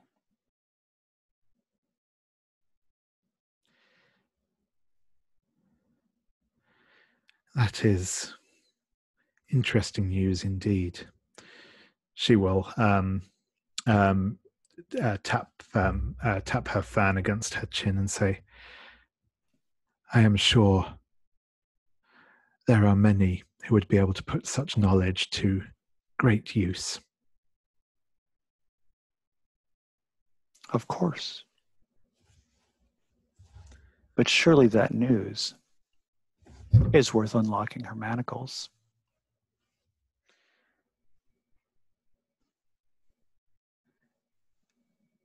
It is better that I be seen to be fulfilling my duties for now.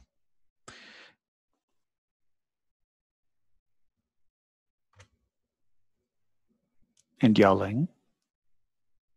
I think there's like the tiniest smile from Yaling, but she's like looking down, and I think she just like moves her hand a little and like spreads her fingers so you can see a little bit of the shine of the key that she's holding in her hand.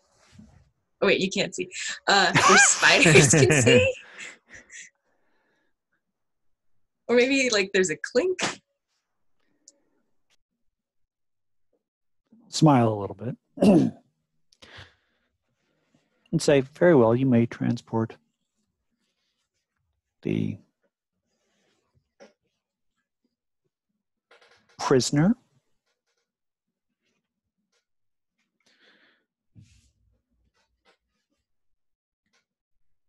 But here. And I'll hold out my right arm and touch your shoulder. And a few spiders will crawl out from under my sleeve and onto you. Golly. Please. Have some company.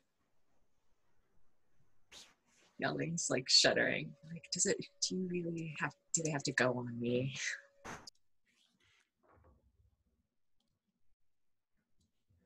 I'm really glad spiders were not in the lines and veils. They've been so much fun in this.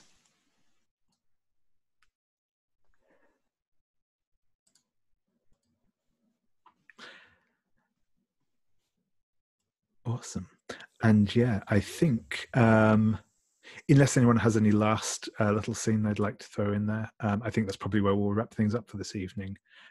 As you start making your way back to the city. Obviously, if there is anything anyone wants to just jump in with at the end there, that is cool. But I think otherwise we'll start wrapping up now.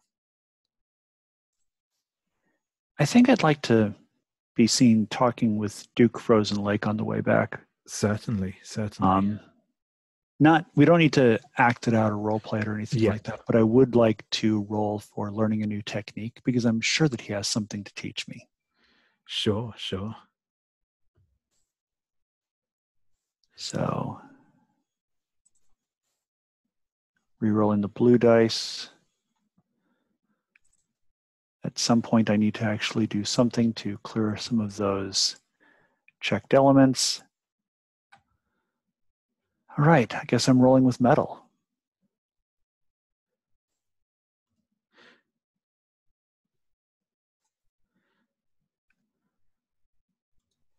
And that gets me to a 7. To a 7. Nice. Okay. Yeah. So on a 7 to 9, there is a. So I'm going to say whether you decide this is how significant a cost this is to you, I'm not sure. Duke Frozen Lake will offer to basically tell you some of the secrets of Golden Soul Scholars, techniques. So some of the hidden weaknesses of his techniques, but in return, he will ask for his freedom. You will also actually learn a little bit. I meant to sort of explain a little bit more about this, but I'll give it to you now anyway. It's just in conversation with him. Essentially, he is a half demon. His mother was a demon. Hence his connection to the frozen hell, and his and why he was sent as an envoy. He has been a loyal supporter of Golden Soul Scholar up until this point, but clearly more out of a not because he bears any particular warm feeling towards the man. As long as he leaves the kingdom, I'm totally okay with that.